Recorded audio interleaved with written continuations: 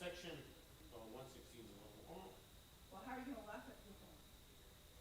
yeah, not on the floor. So section 25, There is no frickin' way. Section 203, row 5 is $29 each. that's what I'm saying, it's cheap. 146 for like right down the Section road. 204, row 1, $29 each. Section 128, 476, but that's, Is it, oh, see, it's getting higher. like I'd like 102 or 101. Yeah, even row 101, row 3, $79 each for all those people? Well, look at here, okay, look at floor, row 8, 148 each. No way. Yeah, through Ticketmaster right now. Because it just went on sale today. So nobody's bought it all. I do too. 147,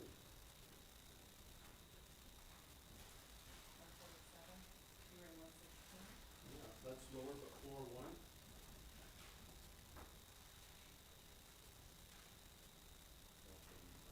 Floor 1, row 8. See, I'm looking at sections 1, 2, and 3, even look at section 2. Oh, look at section. $79. Yeah.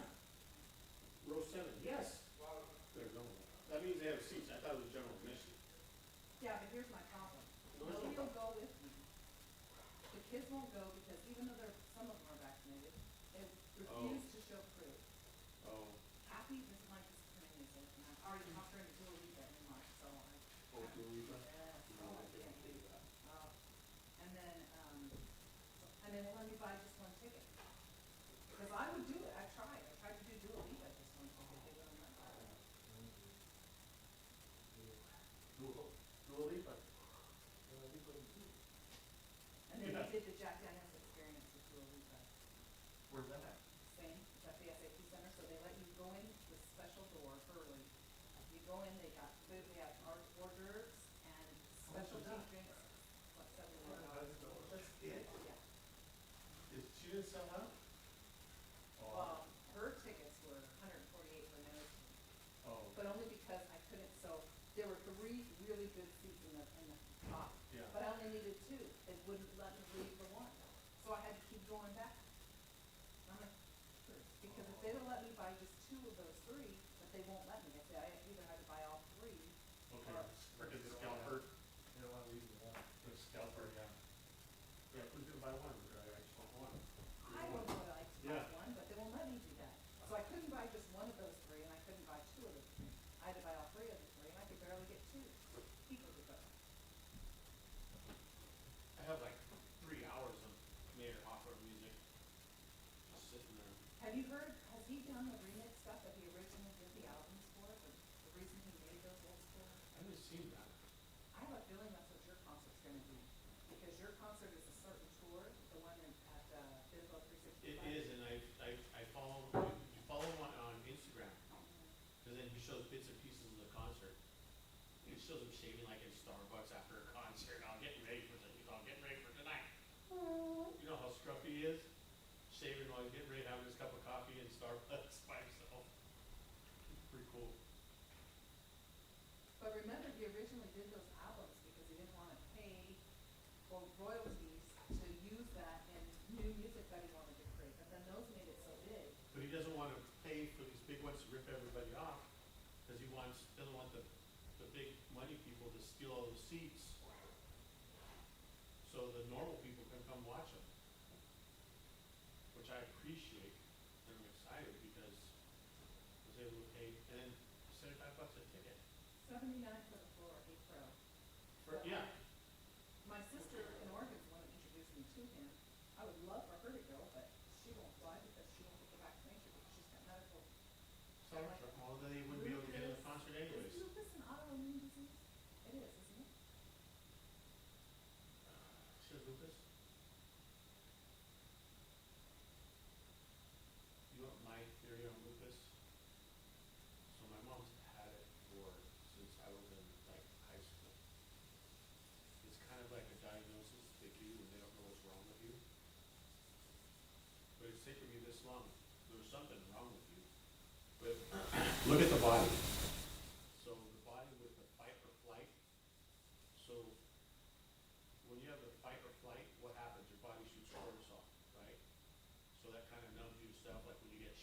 beat up or in a fight or something, you can't feel it. Well, what happens when you have an overload of cortisol all the time? So stress causes the overload. So what that causes is inflammation, it causes swelling, it causes your whole body to hurt when you get overload of the cortisol. So I'm thinking that the overload of that over time, so people need to be able to, you know, you're not gonna medicate it. Yeah, that's what it is. You start medicating, and it's proven that that releases endorphins, and then your body will start adjusting to real life. I mean, my mom's been addicted to freaking bikes since I've ever been. Now she just switched from bikes to weed. But it's the same thing. Her body, they can never find anything wrong with it, but which is true, her body will hurt. Because when I'm stressed, my whole body, each leg feels like it's like 200 pounds. Well, okay, let's say 300, because I think each one's like 200. But you know, No, when you're, that's interesting, I like that, I like your analysis of that. and the only reason is because I learned that when I went to the Sacred Warrior, where they teach you how to meditate. So I learned the warrior meditation. If you continue with that and you keep that daily practice, it's even known to rejuvenate the brain from traumatic brain injury and stuff, because it just makes you start thinking clearly. I got to think the other. And the biggest thing is like doing it for 20 minutes twice a day, morning and night. I mean, They say that it like replaces, I don't know how many hours of REM sleep, 20 minutes of meditation. yeah. I So, can't do it, man, my work rate goes. well, that's the problem. You have to be dedicated. I mean, I let it slip all the time, but when I did do it all the time, and I gotta get back on it, because it's like I haven't been able to sleep at all. It's been hell. But I know what I need to do, and I could feel, I was like, oh, fuck, my body's killing me. Because when you're stressed, endorphins, cortisol, it's just overloaded. It causes body aches, pain, stress, well, the cancer. But you start doing meditation, your body will start having energy, and it releases the endorphins to relax. So if you could get her into that, and then she'll start getting into like yoga to help loosen up the body and stuff, but she'll start to feel better. I mean, it's hard to say, but I've seen what it's done, and I've seen that, and it's nothing but relaxation techniques is all it is. Has your mom tried any relaxation? We tried her that, but I mean, she crashed in the car and said, this girl just came out of nowhere. Come to find out, my mom was on edibles. She's like, well, I always take those. I was like, bah! Found out she pulled out of something because she was driving high, and she hit this girl. I was like, but then you came home and paid it off. She's like, it was her fault. Wait, you crossed 2 lanes and jumped in front of her. And then my brother told me, dude, she had a bunch of gummies. What's up? Don't let her. That's what it is. She's high. Not big nuts. Getting high and driving in the water. Oh, thanks, man. The last ticket I found, my mom had it stashed away, of course she passed, and, I don't know, she had it stashed for like 3 months, so of course there were penalties to be paid on it, and I had to pay all that, but Oh.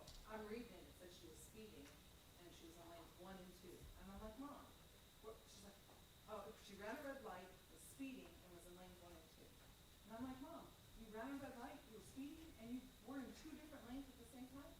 Look at that, that pig was hiding, if I'd have known he was hiding over there, I never would have run that red light. See? I never would have run that red light. Mom, Yeah, big time. Mayor Cochran's coming to SAP Center. not just Mayor Hawthorne, Keith Sweat, Really? yes, Tickets for like it's called the Love Train. $179. She just found it. Really? Yeah, they just went on sale today. Keith Sweat, Mayor Hawthorne, Genuine, Brenton Wood, Drew Hill, Cisco, The Whispers, Helen McGrath, The Temperies, and Amanda Perez. I don't know. That's what I said. I don't know, man. Perez. Well, there's a lot of mail at the top. $79. That's not bad, because I paid more than that in Oakland. That's for the floor, for all of it. That's the floor. Not even general admission. But you know what, though, you're not just getting Mayor Hawthorne, you're getting, I mean, Brenton Wood's a legend, you It's know? just old. Right? Yeah, Oh, I've man, seen it I'd before you love died. to hear Brenton Wood. yeah, especially like right now, so the ones to see is Brenton Wood and Smokey Robinson, because they're not gonna be around for long, man. Should I do that with I've Barry seen White? Smokey twice. Lost them. I was like, I should have done Barry White. Oh, you I did see Donna Summer before she died, though. Yeah. Oh, no kidding. Mm-hmm. Dude, Mayor Hawthorne, dude, man, that dude's badass. Yeah. So we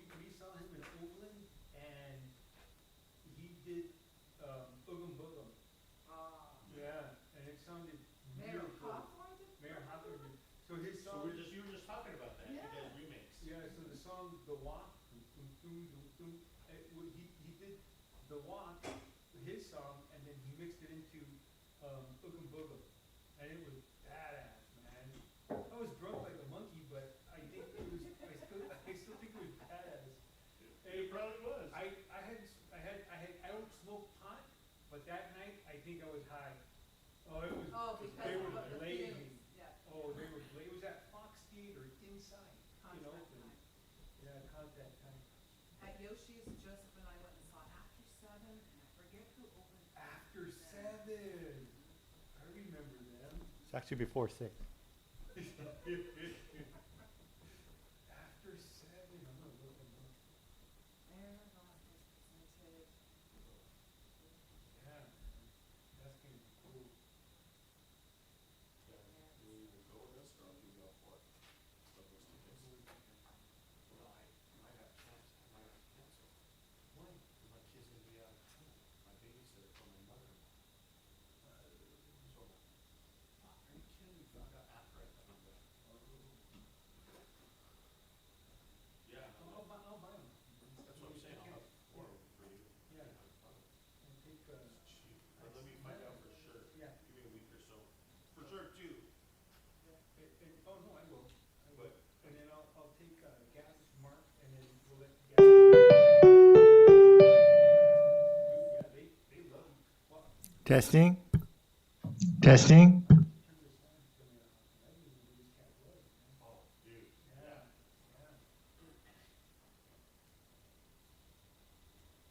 Mikey did? Mikey did, yeah. Mikey did. Huh? When he was in I thought it would be Bobby. No, well, I thought it would be Bobby too, but it was Mikey, man. Oh. Yeah, it was Mikey. Bobby's a steamer. He's in Chicago, or he's in Great Lakes, and he took up choir so he could get out of duty. And the boy can sing. He can always sing. So instead of him standing watch at a freaking desk or a gate, he goes to choir on Sundays, and they let him do it. What a scammer, dude. It works. Yeah. Well, you're making me club, bro. Yeah, dude. Yeah, but I don't have to. He does what Paul does. He's going to school for a whole year to do what Paul's doing. What was he going to do initially? He wanted to be a master gunner, which is a weapons technician. Because Oh, okay. the kid's got, He's a gamer. he's a gamer, he's got like photographic memory, which he remembers shit from like, What was the one of them having? he knows this. Yeah. Knows the cyclic rate of the M16A2, and you know, he'll tell you how many rounds per minute, its maximum effective range, it's gas fed, it's magazine operated, and it's like, I don't even know any Here, of they this. just want it to work and how to Yeah, right? fix the jam, dude. Malfunction. So he damn near maxed out the ASVAB, and they said, no, we're not gonna make you master gunner. The Navy is not going to put you through master gunner school. We're gonna make you either nukes or you're gonna be IT. If he's nukes, he has to go and sub, doesn't he? Yeah. So he's like, nah, I'm not No, going to sub. he absolutely do not want to But go here's the inside. thing, Yeah, I if wouldn't you do that lose, either. then everyone wants to do it every time. That. Yeah. Because when you see, we're stuck. We're all done. I said, dude, you know what happens to 80 sailors when they get on the sub? They come up 40 couples. I don't know if you do. You know, fuck that. I'm not doing that. That's what's all. They're not gonna panic, dude.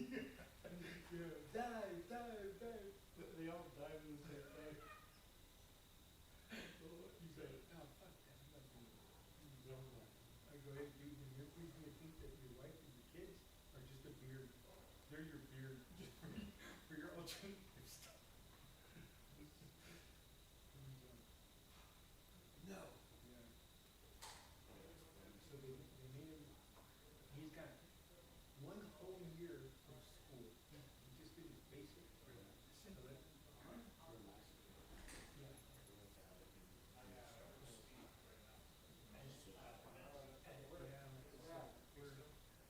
I think he got a bonus too.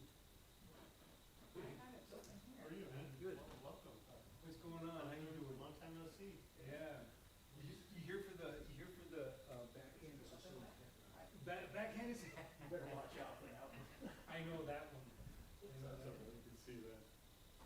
get a, There you go. yeah, there's a little turmoil. You know, there's always a little turmoil. How are you guys coming along with the project? Oh, good. Good?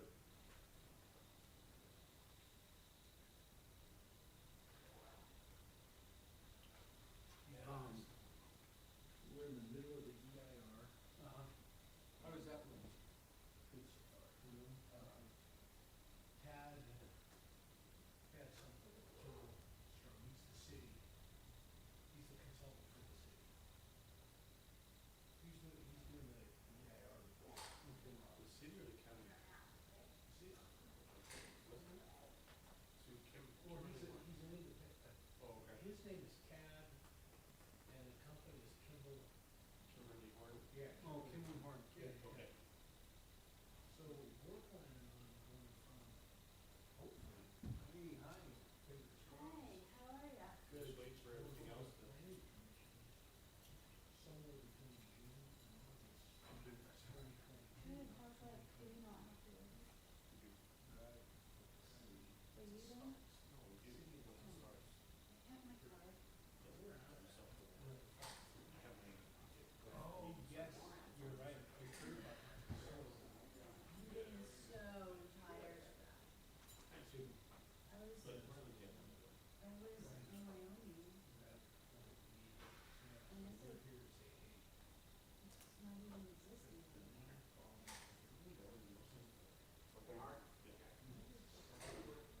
Yeah. That's what. I got it after I was vaccinated. Joe, I never met you, I heard your name, the infamous. From the good side of the. So sad. No, you said, Yeah. what's your name again? Who Who are you? Stop. Yeah, no kidding, no. Maybe you can answer my question that I So I'm don't doing want like to a say. public comment. Good. Like, You're on Joe, Jack Maloney. We met. Oh, Yeah. and you, Hi, you know, you here to see what, here to I haven't got it text back. her and make sure. Oh, my, oh, no, no, no. Yeah, she's right down the street from me. Yeah. So I have a question, and maybe I don't have to sit here. We got five, we got. They were more concerned about. Well, so you're making the bars have cameras? Whatever. Fine, No, I say I have. It's fine, I already have it. Well, luckily. But is the city gonna put cameras on 7? I emailed her. Yeah, that's up to him. No, but the thing is, That's it, yeah. you can't like get a full frontal She, from my cameras. I think so. I'm just. No, I can't. How? Because if you look at how my place is, and anybody on the side Two street, of them said. our cameras go that way to the street, because I filmed. Yeah, like, are you kidding me? Yeah.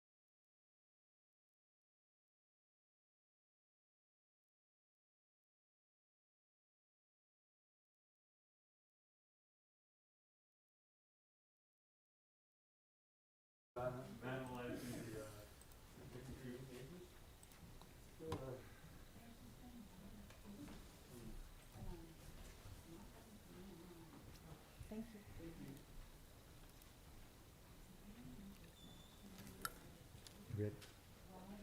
We're ready.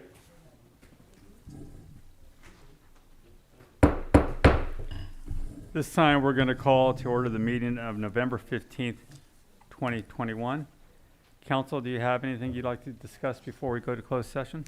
Thank you, Mr. Mayor. Just to say that if the city council so moves, it will go into closed session to discuss the items agendized for closed session discussion, which is item number 1, conference with legal counsel, anticipated litigation pursuant to Government Code Section 54956.9B, 2 potential cases. That's all, Mr. Mayor. Thank you, sir. Any questions from council? Do we have any speaker cards? I have no speakers, Mr. Mayor. Is there a motion to move to closed session? So moved. So motion, is there a second? Second. Motion second, roll call vote, please. Councilmember Perez, Yes. Councilmember Burns, Yes. Vice Mayor Resendez, Yes. Mayor Velasquez. Yes. Motion carries 4-0. Thank you.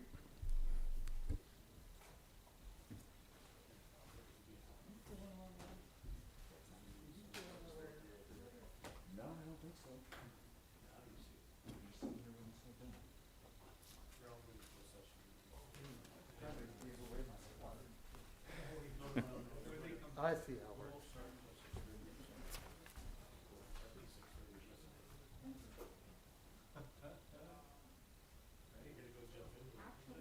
Did I do it wrong?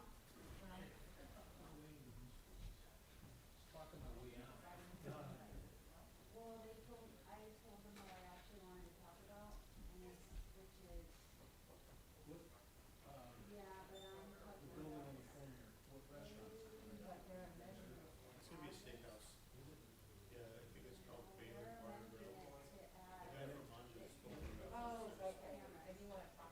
I talked about. The guy, owner of Manja's, the Italian restaurant over in, it's the Mexican guy that owns the Italian restaurant over in, I just wanted to stop.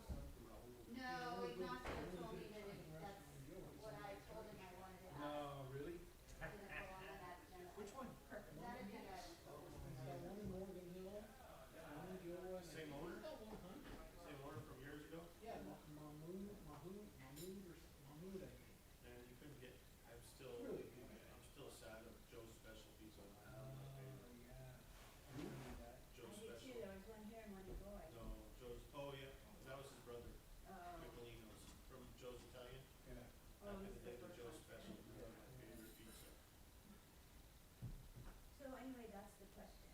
I had that question, but I don't know, I don't think I should ask it. That's police stuff, that's not me. Should I go back up? Don't make them miss it. No, I just think it's a legal question. Because. You call 911. And say shots fired, it's right in front of the place.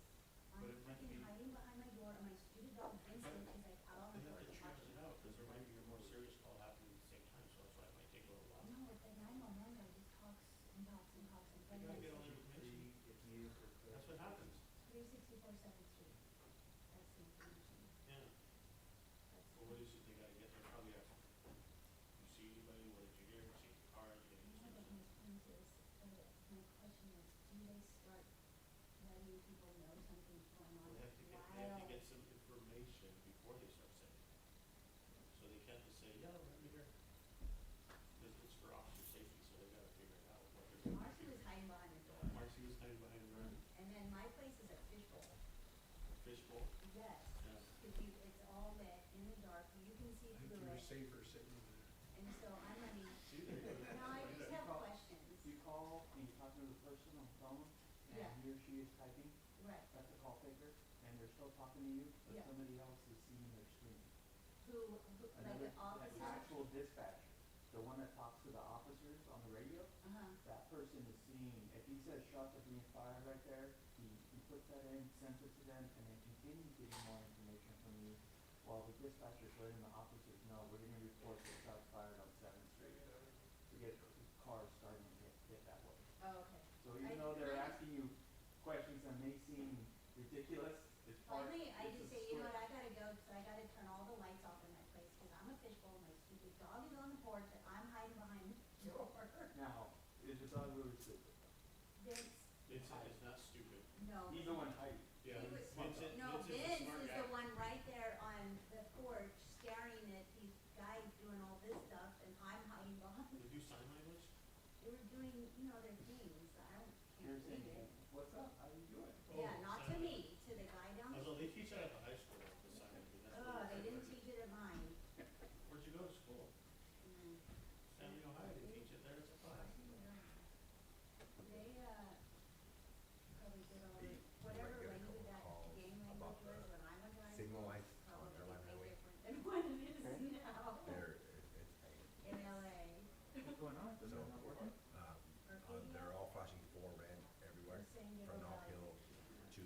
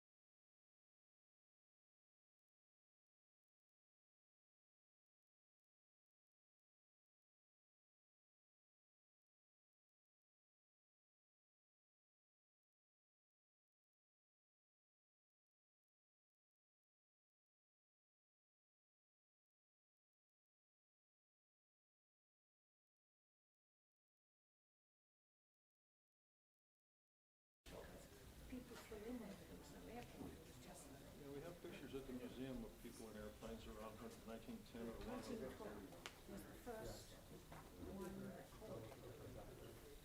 Okay. Anyway, so, I was thinking, gee, maybe we should put this photo together. I don't It wouldn't be impossible. Maybe the Airmen's Association would be interested in highlighting yeah. Airmen's activities. We could certainly add that to the parade, and I don't know if there's something that could be done at the airport as one of the weekend activities or something. We're hoping to do some things next year, because we didn't do them this year. We still will. Well, A lot depends on this COVID business, what we can do. right, so as of right now, we have the events planned for, there's 6 weekends from between.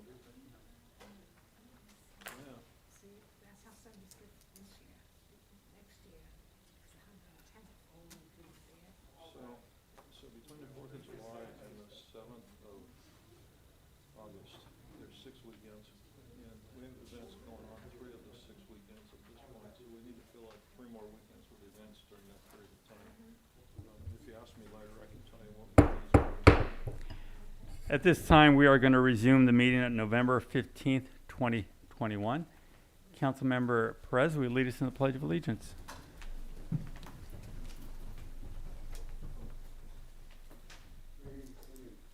Pledge allegiance to the flag of the United States of America and to the republic for which it stands, one nation, under God, indivisible, with liberty and justice for all. Thank you, sir. Roll call, please. Councilmember Perez? Present. Councilmember Burns? Here. Vice Mayor Resendez? Present. Mayor Velazquez? Here. City Manager Miller? Here. City Attorney Epperson? Here. Chief of Police Reynoso? Here. Thank you. Verification of agenda posting. The agenda for the City of Hollister City Council regular meeting of November 15th, 2021 was posted on the bulletin board on November 12th, 2021 at 9:30 a.m. per Government Code Section 54954.2. Thank you. Thank you very much. City Attorney, will you please report out from closed session?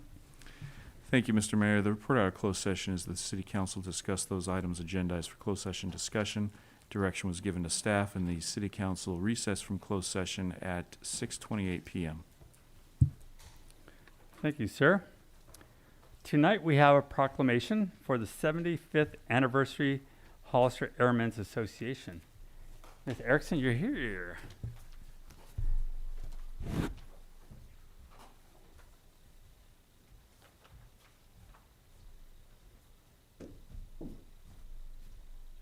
How are you doing, Rick?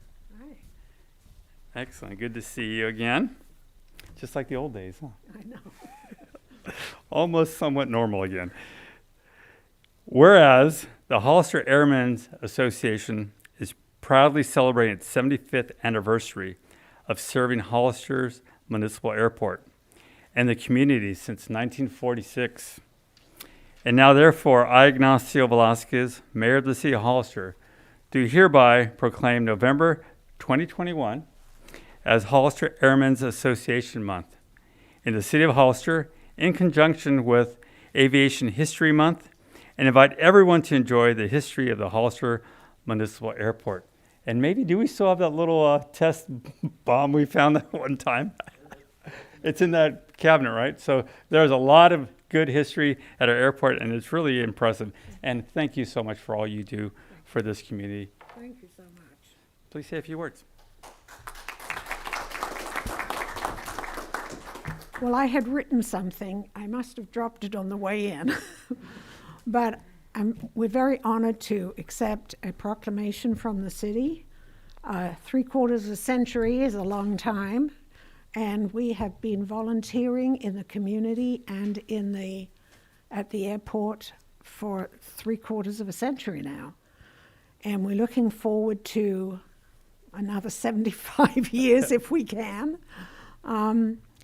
And next year will be the 110th anniversary of the first flights out of Hollister.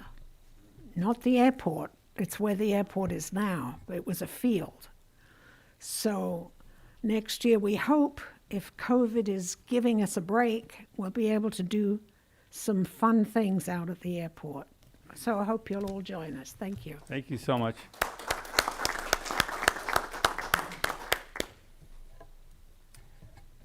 We are now going to move to the consent agenda. Are there any items council would like to pull? Mayor Velazquez, Yes, sir. thank you. I'd like to pull item A2. Okay, any others from council?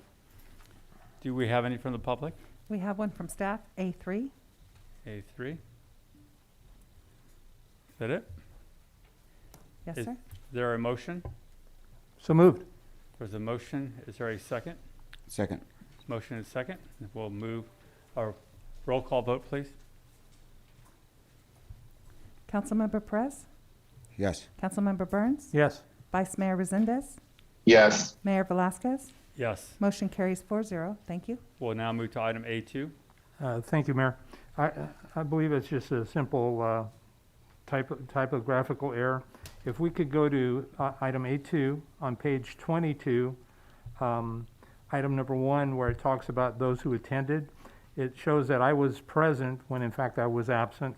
I joined by Zoom through the community Zoom link, but I think it also showed that Vice Mayor Resendez was absent. I think those two just got reversed. So if we could correct that record, please, that would be my request. Thank you, Mayor. Thank you. And I guess the vacant District 3 could not be present either. That one was correct. The computer was acting up that night, huh? All right. Thank you. Any questions, comments? Is there a motion? So moved. Motion, is there a second? Second. Motion is second. Roll call vote. Councilmember Perez, Yes. Councilmember Burns, Yes, please. Vice Mayor Resendez, Yes. Mayor Velazquez. Yes. Motion carries 4-0. Thank you. Thank you. We'll now move to item A3.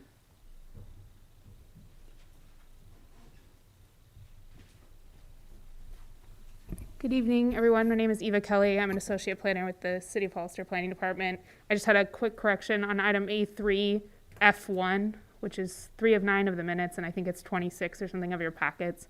My colleague, Amber Cameron, presented the report, and it says her title is planning assistant, but her actual title is associate planner. So I would just request that that be corrected in your approval of the minutes, if possible. Thank you. Thank you. Any other comments on that item? No other comments? Is there a motion? So moved. Motion, is there a second? Second. Motion and a second. Roll call vote, please. Councilmember Perez, Yes. Councilmember Burns, Yes. Vice Mayor Resendez, Yes. Mayor Velazquez. Yes. Motion carries 4-0. Thank you. Thank you. We're now going to move to public input. This is the time for anyone in the audience to speak on any item not on the agenda and within the subject matter jurisdiction of the council. Speaker cards are available in the lobby and are to be completed and given to the city clerk before speaking. When the city clerk calls your name, please come to the podium, state your name and city for the record, and speak to the city council. If you are joining us by Zoom, please click on the bottom of your screen to raise your hand. If you are joining us by Zoom using a cell phone, please press *9. Each speaker will be limited to 3 minutes with a maximum of 30 minutes per subject. Please note that state law prohibits the city council from discussing or taking action on any item not on the agenda. Do we have any speaker cards? And can they get around Charlie? I do, and I don't. Charlie, go ahead. I'll get a speaker card. Thank you very much. I am Charlie Bedolla, Mr. Mayor, council members. I'd like to thank you for this time and thank you for letting me come up here. I just wanted to say thank you for this time. I was your acting fire chief. Now I'm transferred over to back to my normal position as the fire marshal. But if I could get Chief Martin Del Campo to come on up here real quick, and he's back. So I'm real excited. So, I just wanted to tell him, Chief Bob Martin Del Campo just spent 10 months teaching at the War College. He was called up to duty and he did what he had to do, and I'm really proud of what this gentleman did, for the community and for the country. And in addition to that, he got called to COVID, and he actually was vaccinating veterans and people in addition to that to help fight the battle with COVID. So thank him for his service. Thank you for teaching at the War College, and thank you for coming back. And I'm glad you're back. Thank you and welcome. I just wanted to acknowledge him. Thank you. Hey, real quick, I want to say thank you to Charlie in my absence for the 10 months. Didn't know that these orders were going to come down. Normally, you don't know. All of a sudden, you know, Uncle Sam sends you a letter or an email, and you're gone. So you got to march to the sound of the drums. I told Charlie, he stepped up to the plate, which is a big undertaking, especially during one of the worst fire seasons that California has ever experienced, you know, during a pandemic, and the pandemic causing the economy a certain amount of dismay, as we're all experiencing. But he stepped up to the plate. Chief, this is about you. Welcome back. No, I gotta give him props, because in my absence, somebody had to hold the shop down, and he did an excellent job. I appreciate the support that you guys gave him, the city manager gave him, because it's a huge undertaking. I gotta tell you, you know, poor guy in the corner office is not only in the corner office, but he's in the crosshairs too, because the decisions he makes, he's gotta live with them. When I got deployed, they put me in the operations section, and part of that, I was a utility player. So I was testing students, I was testing the community for COVID, doing vaccinations, and one of the things was, in order for me to serve, I had to get vaccinated. So that happened before I deployed. While I was there, I got COVID, right? 8 months passed, and I had to deal with this. My take on it is, if you're going to serve in uniform, you got to get vaccinated. Also, the thing is, since I'm a service member, I fully understand and appreciate the right of people to make the decision on their own, whatever they want to do. So it's a perplexing argument there. And I got to say, I appreciate everything that you know, the military has done for me, by way of going through taking care of this whole vaccination and COVID thing. It's just something that we all had to pull together and do as a village. But Well, thank you Chief, very much. Welcome back. And Charlie, great job that you did during this time. And yes, you were in the crosshairs. We don't know how that feels, but you did a great job. And thank you to both of you. Oh, thank you for your service. Thank you, Chief. We're now going to move. Do we not have any speakers? Okay, we do. Alan Brookshire.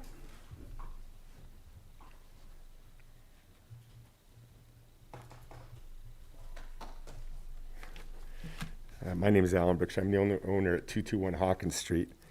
So I've been speaking with Rick and Abraham and several other guys here. We're trying to get a feel about how we're going to move forward with my project. I know maybe you guys discussed it today during closed session. I don't know. I know you can't discuss any of those issues, but you know, I went through the whole process that the city required me to do, all the way to finally trying to pull a final map. And all of a sudden I get an email that wasn't even sent to me, actually. I want to read some of this email that came from the attorney. So it says, at this point in time, the city does not have a means immediately opening Hawkins Alley. So what exactly does that mean? In the future, you'll have a means to open the alley, or is this forever? Sir, it's to speak to the city council during public input. You can state your questions, or you speak to the city council. You cannot ask staff questions. Okay. Okay? Well, that's the question I have. What exactly is the means? You don't have the authority, you don't have the manpower, the funds to open the alley back up? And there was other issues we discussed on the phone one day about somebody in the conference call asked me to maybe go negotiate an easement with the people next door, the Chongs that own the dollar store. Is it possible for the city to just go negotiate that easement? And then I can stick with my original set of plans. So I guess I'm here tonight just to try to get an idea about how we're going to move forward with my project at 221 Hawkins. And you know, this is infill. This is something that you think the city would want to get done. And so far, you know, besides a couple of people here, the rest, I'm just getting, is there a reason why and making this so difficult on me. So I guess these questions don't get answered. I just address the council and tell them my feelings. All right. Thank you, sir. Thank you. Thank you. John Robo?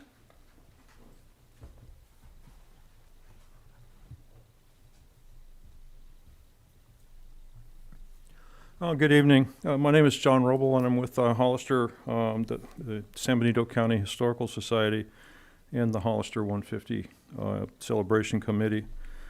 And excuse me, I'm a little nervous. Never done this before. Meanwhile, I want to thank the city council members for allowing me to speak this evening. And I'm here to talk about the 150th anniversary of the incorporation of the city of Hollister. We're hoping to have a birthday party for the city of Hollister that carries over a period of 5 weeks from the 4th of July through the 7th of August, where we culminate in a big parade and a ceremony, maybe at Vets Hall, the unveiling of a plaque donated by the members of the Eclampus Vitus to the city of Hollister, commemorating the 150th anniversary of the city. So the goals of the committee are to bring together the downtown businesses, encourage the community to join together through various activities, and maybe some fun things like, could you imagine a Ferris wheel downtown Hollister where you could ride that Ferris wheel and look out over the city? Would that not be cool? Could you imagine the lines of kids, "Mommy, Mommy, Mommy, take me to the Ferris wheel. I want to see city," and things of that nature. The kick, we have a lot of good people from the Downtown Association and the Chamber of Commerce that are part of the committee. There's a number of folks from many other Hollister organizations that are working with us. We're currently working on bringing in financing from private and commercial sources, and also community volunteers. We've had a flyer out for a while now that we've posted on what's going on at Hollister and San Benito County. Kind of looks like this. Maybe some of you have seen it. Asking for volunteers and ideas for things that we might want to do with the Hollister 150 celebration. And we're just wanting to make sure that the folks of the city and everybody has an opportunity to participate by contributing ideas and potentially funding to this Hollister 150 celebration. And if you think about it, probably for most all of us, this is the only time we get to do a thing like this. Every 50 years or so, 50 years from now, I'll probably be buried 20 or 30 years by then.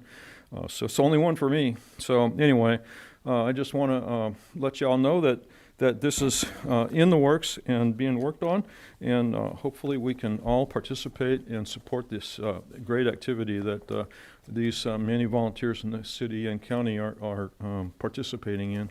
Thank you. Thank you, sir. I have no more speakers, Mr. Mayor. Thank you. We'll now move to item D1, City Manager's Report. I have nothing at this time. D2.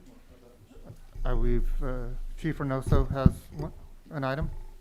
Yes, Mr. Mayor, members of the City Council, this past week, Captain Eric Olson attended a 2-day conference in San Francisco for UASI. UASI is an Urban Area Security Initiative in which he received a training on emergency preparedness, terrorism, and dealing with natural disasters and community outreach. So he was there for 2 days in San Francisco for that. Thank you, sir. Any questions from council? No? We will now move to item E1.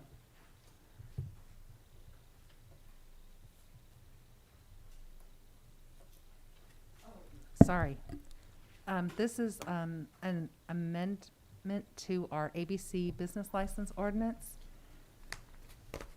And I am going to go ahead and turn it over to Police Chief Reynoso. Yeah, once again, thank you, Mr. Mayor, members of the City Council. Before you is a proposed ordinance to amend the existing ordinances currently in place for establishments that sell alcohol beverages, that it would add 2 additional requirements as part of their licensing. One is to have adequate outdoor lighting to illuminate the front door, side of the buildings, and any parking lots that might be associated with that establishment. And the second is to the requirement to have surveillance cameras that clearly depict the entrances in public areas and outside area around those buildings that sell alcohol. It would be something that they would have to do upon renewal of the licenses or when they're pulling their license for the first time. You have any questions in regards to that? Any questions from council? Councilmember Burns? Thank you, Mayor. Chief, can you describe for me what adequate lighting is and who will be the person or persons that will establish what the adequate lighting element is? I think adequate lighting would be something that the city has already, something that does not create light pollution, that are lights that only illuminate down to the ground. And I think it would be consistent with everything else that the city has approved in the downtown area or wherever these lights are placed. And if it's a parking lot associated with the business, it should be adequate in that it illuminates the entire parking lot, not just a section of the parking lot. Thank you. So will that be discussed then in the Development Review Committee, or will that be handled by Planning and Development, or how exactly will that element be verified? I think it could be in multiple places. If it's a new development, definitely in a DRC meeting we can establish, make sure that that's a requirement when they're building it. If it's something that's going to have to be added to other existing buildings later on, which I'm thinking a lot of these businesses already have adequate lighting, but it's something that we can discuss with the planning department and the police department jointly. Thank you, Chief. I appreciate the clarification. Thank you, Mayor. Thank you. Any, Councilor Perez, do you have a question? Yeah, so in that, on the surveillance systems itself, is there going to be, I guess, the pixels and all that's going to be able to identify? I mean, it can't just be just like a regular, has to be a adequate surveillance system, correct? That is correct. Is there certain specifications for that? I think that the specifications and the systems are constantly changing, and to put something into the ordinance would be, we would have to be looking at that over and over again and adjusting it. So I think adequate would be something where persons can be identified. There's a lot of inexpensive security cameras that provide very little detail as to who is there and what is happening. So it would be something that we would be open to discuss with the businesses if they have any questions. But definitely right now, I mean, the 1080p used to be the state-of-the-art surveillance cameras, and now there's so many other ones that are much larger. But at the same time, they have a lot of data that they're storing, a huge file. So it's not really needed to have those huge, complicated surveillance cameras. So we're open to discuss with any business if they want to go over their surveillance cameras. We can offer suggestions to make sure that the entrances or the placement of these cameras to get the better bang for the buck. Yeah, sometimes one camera can do enough instead of having 2 or 3 cameras. But we know that it is a complicated issue, but we'll be willing to work with any business who wants our help to get a good surveillance cameras system that fulfills this ordinance. Thank you. Councilmember Resendez, do you have any questions? Not at this time, Mr. Mayor. Thank you. Thank you. As Mr. Burns was asking the question about how much lighting, it would be nice, or I think it'd be a good idea to understand foot candles at a certain point. I think your point was the entries and exits are really important. And the more light at that point, the better the the video from the cameras. But I think also we do need to have that set standard, what we're looking for the cameras, to get more definition, more detail, and that'd be helpful for, I think, that's the whole point of this. And you're right, that the systems today are, what was expensive last year or 2 years ago, now it's really cheap for a really good system. And it's helping them get the information where they can get a system that can provide that detail. And I think Paul might even know some of that.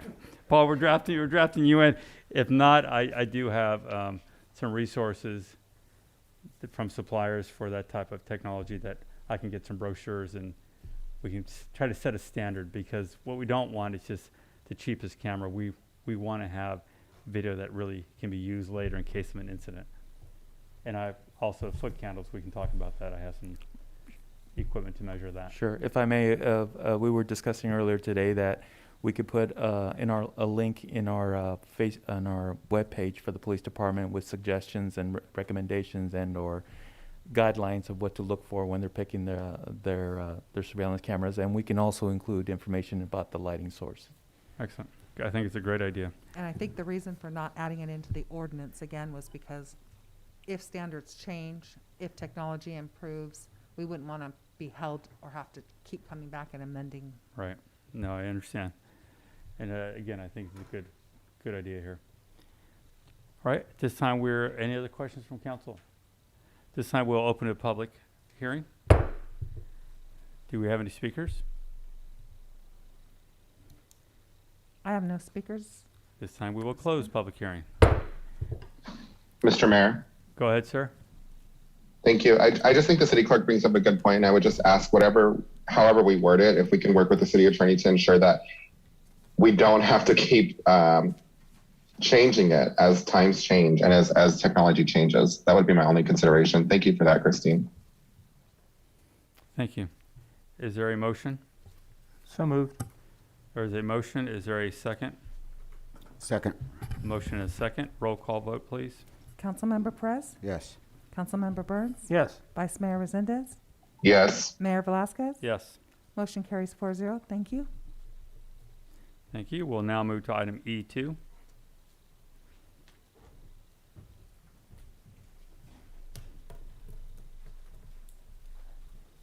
Thank you. Good evening. Again, my name is Eva Kelly. I'm an associate planner with the planning department.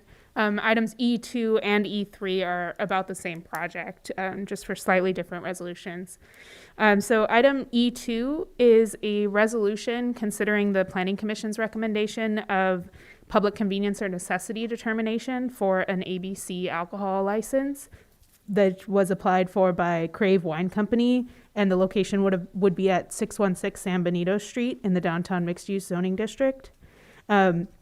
The ABC, the Alcohol Beverage Control, they issued a form to the city indicating that the location that this particular applicant is applying for an alcohol serving license has an undue concentration in that census tract for ABC licenses.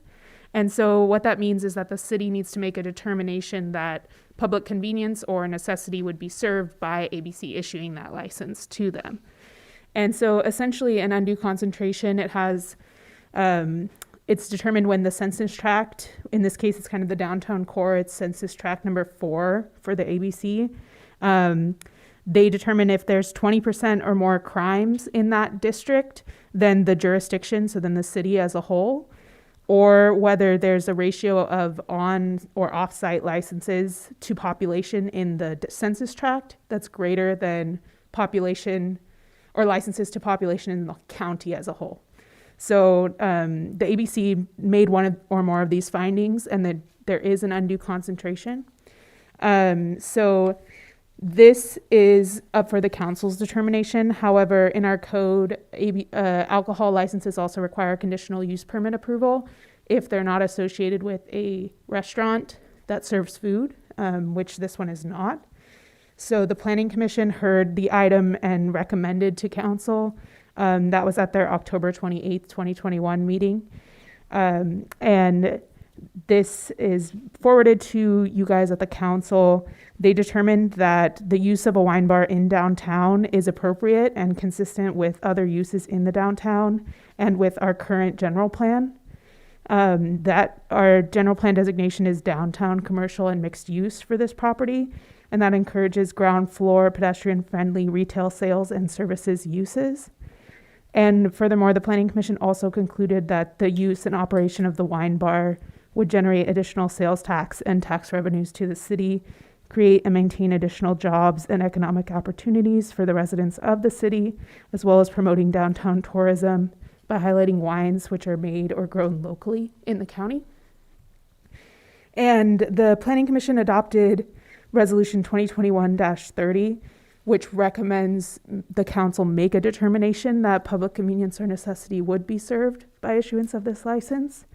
And they also adopted Planning Commission Resolution 2021-31, which recommends approval of the conditional use permit for this property as well. which is item E3.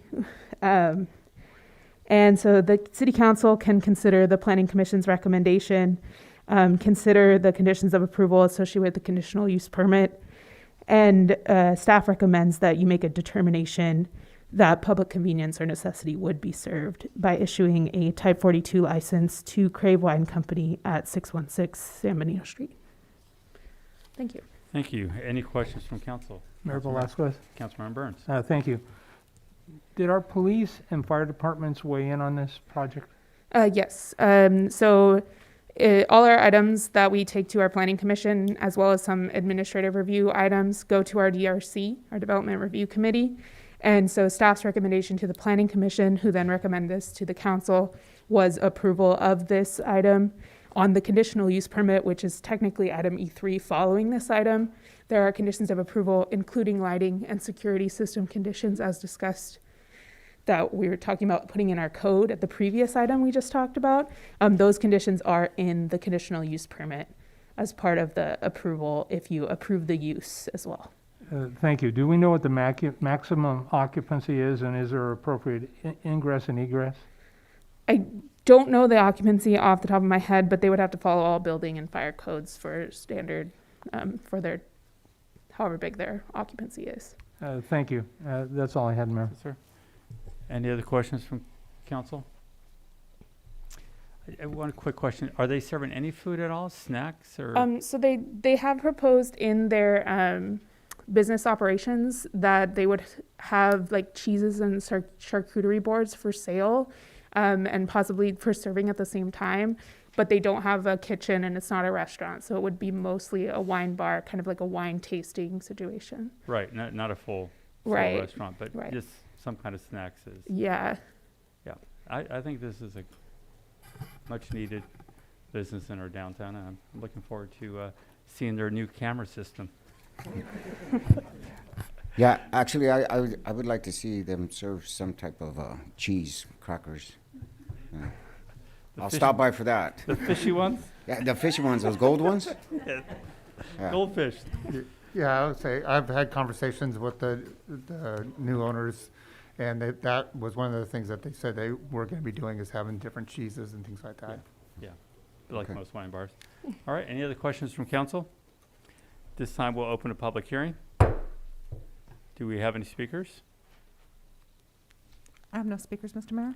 This time we will close public hearing. Mr. Mayor, Go ahead, sir. thank you. And I'm just repeating what was said by my colleagues. Strong preference. I've been to wine tasting rooms out in Carmel. I understand they don't have a full kitchen, but strong preference for charcuterie boards. You can do that with a simple refrigeration setup. But yeah, congratulations if it passes, and I welcome the new business in downtown. Thank you. Thank you. Is there a motion? Or do you have another comment, sir? No, I'm ready to move You're ready forward. to, you're ready I to am. make that motion? I am. All right. So well, moved. There is a motion Second. and a second.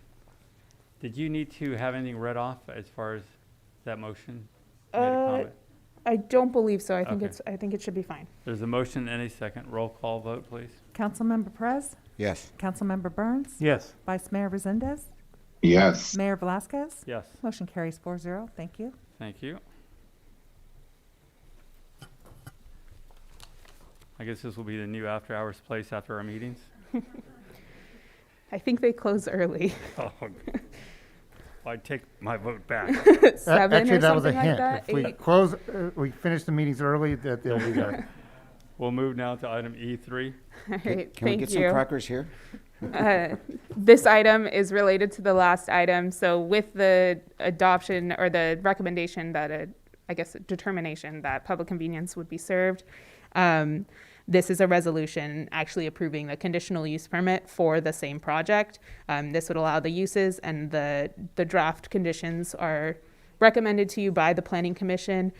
Staff would add one change to the draft resolution. We were reviewing our permit numbers this morning, and we had changed everything to conditional use permit 2021-7 because we had some things wrong. And then This morning, we realized that it's 2021-11. So we would request that all of the reference to 21-7 be changed in the resolution. But essentially, just to reiterate the code, because this is not affiliated with a restaurant that serves food, it does require that conditional use permit approval. Okay, any questions from council? Seeing none, I will open it now for public hearing. Do we have any speakers? I have no speakers, Mr. Mayor. Now we will close public hearing. Oh, wait, I do have a speaker. I'm so I will sorry. reopen public hearing. Dulce, Alonso. Oh, we're on E3. Never mind. I don't have speakers. I'm sorry. Okay, then I will close public hearing again. Is there a motion So moved. with the change of 2021-11? Correct. The motion, and is there a Second. second? Motion and a second. Roll call vote, please. Councilmember Perez? Yes. Councilmember Burns? Yes. Vice Mayor Resendez? Yes. Mayor Velazquez? Yes, Motion carries 4-0. Thank you. Thank you. thank you very much. We're now going to move to item F1. That would be me. Sorry. Okay. Good evening, Mayor Velazquez and City Council. Tina Garza, Recreation Services Manager. The item before you is resolution number 2021-2013, a resolution of the City Council of the City of Hollister approving temporary street closure for a Christmas in the Park event hosted by the City of Hollister. Before approved, I would like to make an amendment to the resolution. And the reason for the amendment is when I was talking with the ice rink rental company, the plan was to place the rink on the softball field southwest of Dunn Park to allow the event goers the opportunity to walk the street safely. But in accordance to the ice rink specifications, the rink must be placed on a flat surface. A quote was received by the company for $13,000 for a subfloor installment. So then staff researched the cost of plywood and planned on installing the subfloor. But with the increase of plywood sheets, the total was not cost effective. So staff recommends that the City Council adopt Resolution 2021-2013 with the following amendment. Approve temporary street closure on 7th Street between Powell and West Street from December 16th through December 20th, closing at noon on December 16th and opening the street on December 20th, 2021 by noon.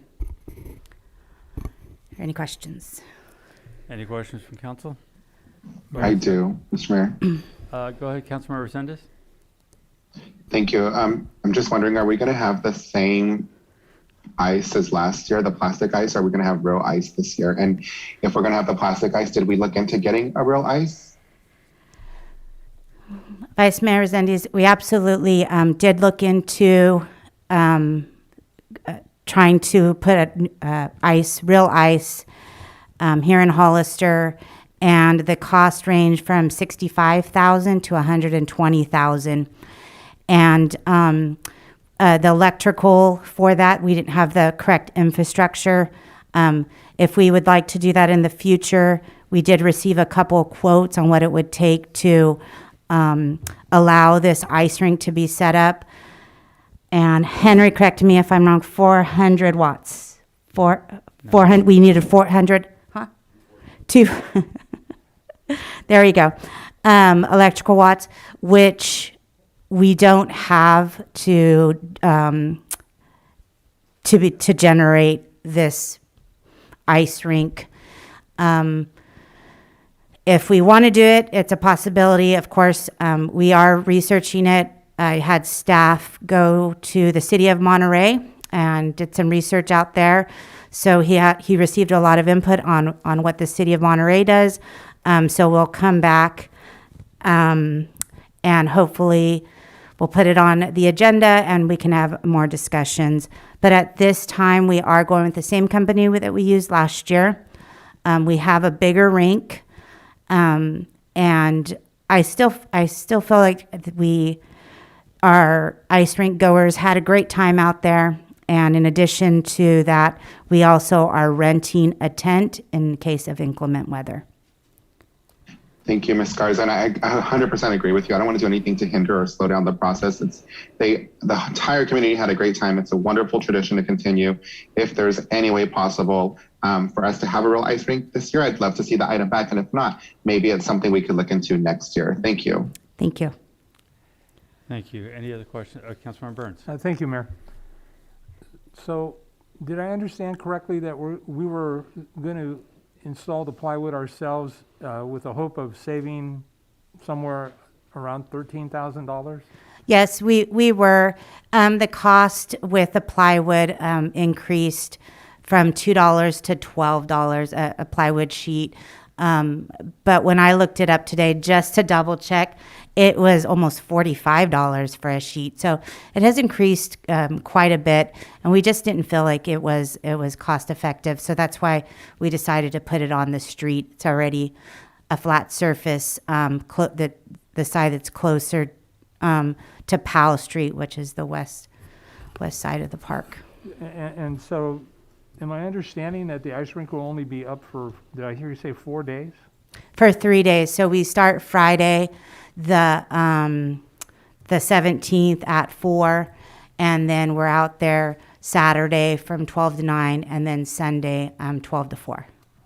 At the risk of being perceived as Scrooge, what's the total cost for the ice rink for 3 days, and how many people have gone in past years? This would be our second year that we're offering the ice rink. And in years past, our first year, I forget the numbers. I want to say we had, I have to get back to you on that. I don't want to try to guess that was pre-COVID.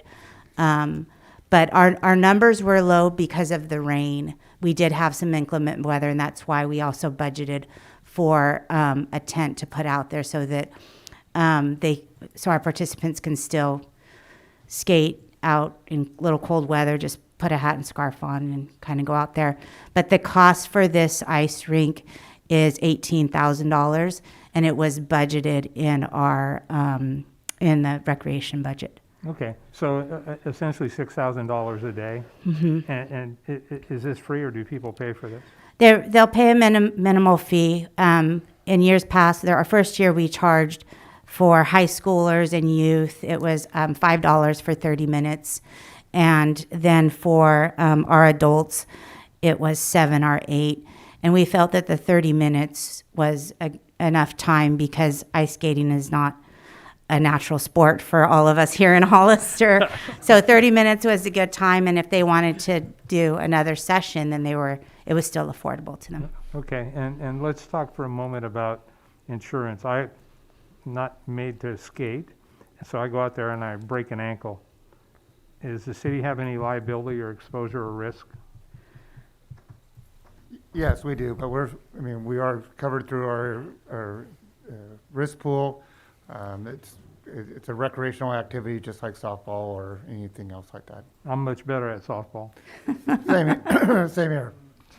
So again, I don't want to be a Scrooge, but I would really like to look at this more closely sometime after the holiday season, because like Vice Mayor Resendez, I would love to see this take it to that next level.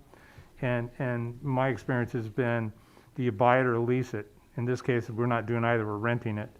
And so it may make sense to make a long-term investment where we can reduce the costs over the period of time and get more people to enjoy it at little or no cost and absorb the risk. I'm fine with that. I just want to make sure I understand it correctly. But it would be helpful to have actual real numbers, because if we're paying $30 or $50 per person to attend ice skating, it's a great experience, but at whose expense? So I'm going to support this as well, but I would like to have a better conversation sooner after the first of the year, so that we have all that time to get the 240 or the 220 or the 400 wiring in place and do it really good. Let's make a commitment to it. I would imagine that the city of Monterey has probably gone all in on this, because I'm familiar that they've had that for a number of years. So anyway, thank you. Yes. I appreciate it. Yes, yes, Councilmember Burns, our research tells us that there's an investment, and we had a lot of questions, and we'll go back and do our research. Right now, we're in the middle of all of our recreation holidays and events, but our plan is to go back in January and kind of bring it back to council and see what you guys would like us to do with this. Thank you. Thank you. Go So ahead, the, I too, I love tradition, and if we can start a tradition and by leasing or buying a ring, that'd be pretty awesome if the numbers figure out. I was wondering, can you give a kind of a description of what Christmas in the park is going to be like? Because I mean, I know, but it's like to let everyone else. This is really awesome. I love not just what your ideas but the community also brings to you.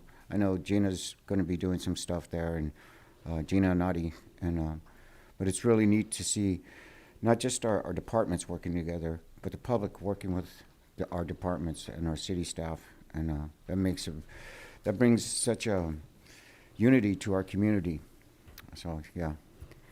What the plans are, there are a lot of players involved, and it's great to see all the support from sponsorships, from the residents in the area. They absolutely love the idea. When we were kind of walking around and getting signatures, they were very thankful that we're bringing some of these opportunities to the downtown area, to Dunn Park, and to some of our parks, because it does bring community together, and they love it. A couple of things that we're working on with Gina and Nadi.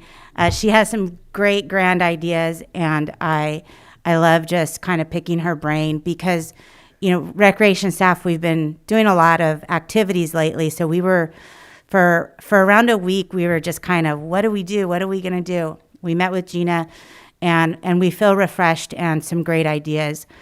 Due to the sponsorship support, we are going to be able to put lights around the clubhouse, like the Christmas lights.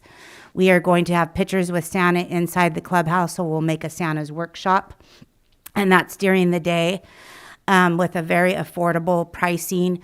I think you'll get a 5x7 and some 4 wallet-sized pictures for $7, which is very affordable for our community. We have a photographer that comes in and takes care of all the pictures and prints them on the spot.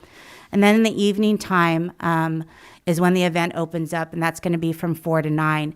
And Santa's workshop will turn into Mrs. Claus's bakery. So we're working with some of our community bakeries who will either donate or provide at a minimal fee bread, like a sweet bread or cookies that we can give to our community members along with hot chocolate. And then down below, there's many ideas down below, from entertainment to bringing in some of our derby girls to see if they want to, skate downtown and on their roller skates, to, I just asked Brett about this one, to possibly, I think John talked about it earlier, a Ferris wheel at the park, just because if you were to go to a park, Christmas in the Park in another area, they don't have very many of those big spotlight types. The park is mainly lit up by the colors of the Christmas trees or just the lighting in the park. So we figured that everything would be lit up. The Ferris wheel would light up the park. The clubhouse, we will also have it lit up. So we won't have to bring in these big old types of generators only near the ice rink. So there's many ideas that's been thrown around. And we just want people to walk in the park, from food vendors that will be out there to the makers, market vendors that will be out there. Just a fun event and a community event that's going to bring us all together. And like I said, we've received so much support from great sponsorship support. We have someone that has paid for our lights. That's paid for. Part of the ice rink. They have donated money to the ice rink, and these are all local businesses. We have around 10 local businesses that are really working well with us. That's the beauty of Hollister. Mhm. And if we could, I don't know if it's possible to reach out to some of the other organizations like Emmaus House. I don't know if Chamberlain's is able to come out there. Some of our SLEs, if we can give them some free sponsorship to come on out and re-engage with society. That's it. Totally support.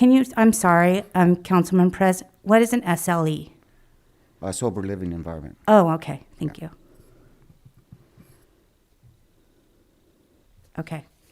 Yeah, there's many great ideas, and if there's others, I would appreciate just input, and we're, finalizing everything. We're working with HDA too to do the lighting of a Christmas tree for the Lights on Parade, and that'll be on Saturday, November 27th.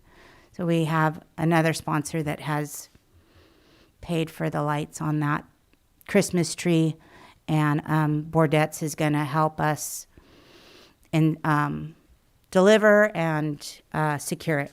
So a lot of community support for these holiday events. Thank you. Do you have another comment? I do, thank you, Mayor. I just want to offer up, I'm always available to be the Grinch or Scrooge, if you're looking for either. I am. I'm looking for a Grinch. I'm your guy. I have the costume, and I'm looking for some elves and a Santa Claus. We have Mr. and Mrs. Claus for pictures, but in the evening time, we're looking for a Santa Claus. So, okay, I have you down. I believe the HDA will be calling you also because they're looking for some people to fill those characters for the parade. Too fun. They have asked, yes. Okay. He wants that on the record. We have a costume. To make sure. I think we're having a moment here. I have a couple of comments. Yes. I loved when we did it before. I especially love I didn't fall down when I was doing it. Amazing enough. But unfortunately it rained on us right after, and it kept raining and raining. But the kids I saw using it out there were having so much fun. I've got to say, I'm a little concerned with it not being in downtown, because you're going to have neighbors that eventually are going to be fed up of any traffic in their area. So that's going to happen. And the whole point of downtown was to get more people enjoying downtown. And we had the bakery doing a lot of business that weekend. So something to think about depending how it goes this year. We would all love to have some real ice, but I did look into the information when you presented it to me to take a look at the power requirements, and it requires a massive generator. It's not a normal generator you pull the string on and it starts. It's a 480 volt generator, and it's I forgot what the amperage was, but it's think of it as a big trailer, basically. That's how big of a generator it needs to produce the power. Permanent situation would require a new transformer installed somewhere that can produce 480 volt, and the type of sub panels or panels that can have the amperage needed. So it's a big undertaking for something that's permanent. Not to mention we'd have to buy that Zamboni machine to drive around in and get somebody certified on that. Oh, we have a volunteer. The Grinch will take that role. So I don't know how realistic it is at this point for permanent or even temporary, unless we can get 20 companies to donate $5,000 each and give it a run for 1 year and see if we can do what Monterey is doing. And I've been out there too. It's a lot of fun. So let's see what they're doing, how much it's costing them. We go from there. So that'd be exciting. I'm glad to see it back. And I'm glad you have the covering this year. So in case it does rain, at least we can keep moving on. So thank you for all your work on that. Yeah. It's a lot of fun. Welcome. Do we have any comment cards? I have no speakers, Mr. Mayor. Thank you. Is there a motion? So moved. There's a motion. Is there a second? Second. Motion and a second. Roll call vote? Councilmember Perez, Yes. Councilmember Burns, Yes. Vice Mayor Resendez, Yes. Mayor Velasquez. Yes. Motion carries 4-0. Thank you. Thank you. We'll now move to item F2. Again, thank you for your guys' support. I appreciate us all working together on these fun community events. The next item is also mine, Mayor Velasquez and City Council. The item before you is resolution number 2021-2014, a resolution of the City Council of Hollister authorizing the calling for sealed bids for a parks, landscape, and soundwall maintenance service agreement. This item would approve plans and specifications and authorize staff to call for sealed bids for a service agreement. Are there any questions? Councilmember Burns? Thank you, Mayor. So, first of all, let me say I am so excited to see this moving forward. Unfortunately, it doesn't look like we will probably have a vendor or vendors in place until February, so I will follow up on that in my council member comments. Okay. But with regard to your specific issues, I was wondering, I've looked at the proposal, the RFP, and I didn't see any comments about irrigation. I absolutely know, because I frequently walk around my district, most of the sound walls, it seems like at one point they did have irrigation, but I've not seen any evidence of any of those working for a number of years. So I don't know, maybe this would be a separate item for future conversation. I also am wondering, and I didn't see, and maybe it's presumed, but I find that sometimes a problem, with maintenance. I would hope that would include fall leaf maintenance. Again, Sunny Slope, I was up there this weekend, and there are leaves falling, as we would expect, and frankly, it's a mess. And so I would hope to see something in that regards. Okay. I didn't see anything that would necessarily talk about sound wall maintenance. I don't think those sound walls have been maintenance since they were built in all likelihood. The paint, the only new paint is graffitied paint, from what I can tell. And also wondering about sidewalk cleanup as well. When they're there, I mean, they're going to create dust and move some things around. So I'd like to see something in that regards. I saw some language about minority businesses, which I'm 100% in support of, but I didn't see anything that specifically spoke to local vendor preference. And I certainly would prefer it to be a vendor or vendors in the city of Hollister or San Benito County or in close outlying counties. I wouldn't really want to see a mega company just come to Hollister simply to do this and take the lion's share. If we can support our local contractors, I think that would be very helpful. Okay. And then my final question is, how do we put this out? And the reason for my question is, in the jurisdiction where I currently work, when we do RFPs, which I've done a few, we use a site to post things, and it's called planetbids.com.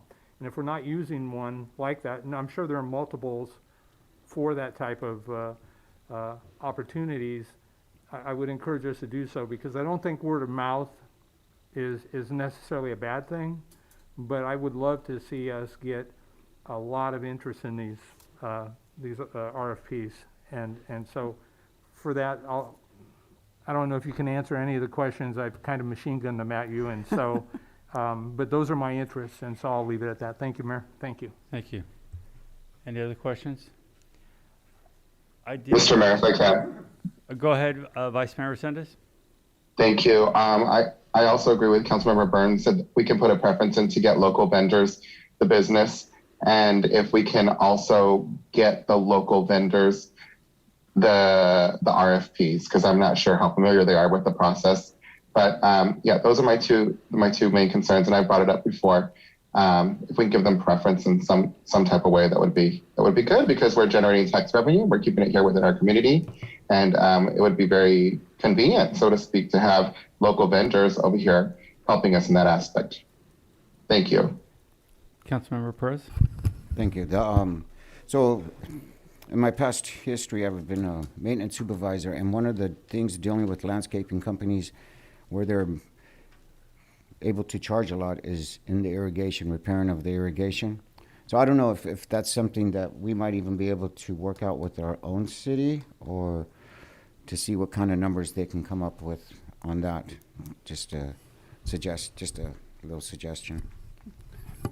Thank you. I do have a few comments, and Mr. Burns is correct. I think the goal here is to get local companies working, which I believe all of us agree on. The maintenance is one thing, the repair is a separate issue. I think what would work is get them started so they understand the issues, what areas are not getting watered, so then hopefully they will have access, and that's why they need the landscaping license. They'll have access to the box to control the timers and so on and make sure the system's working correctly. Without that, they're never going to be able to make the system work. So I think a lot of these areas we'd have to pick or get funding for to do the repairs that are needed, lay down the bark or lay down the water lines. I'm sure a lot of them are broken by now. I think you're right, it's been years. But it's a great, great start, and I think we're going to see really a big difference in our sound walls. A couple of things. I think you might have taken this proposal from the tree trimming proposal before. Yes, and some of it. Because on item G it says your sealed proposal, label it for tree trimming. So we want to make that correction. Yes. And the other major thing that I saw, if we really want local contractors, that same document says prevailing wage required. A small company will never be able to do it. If it's prevailing wage, they'll be out of business. They just can't do it. And I know this from years doing that type of work. You have to be a relatively larger company to be able to handle that kind of paperwork. And if you're a small one that tries, you pretty much quit after the first few errors and then the fines that come with them. So I would. It's not a requirement. Okay, I thought it was a requirement. Yeah, no, it's not a requirement for maintenance work. And it's going to encourage more of our local contractors, landscape contractors, to come out and bid. But that would be kind of a breaking point for most of them.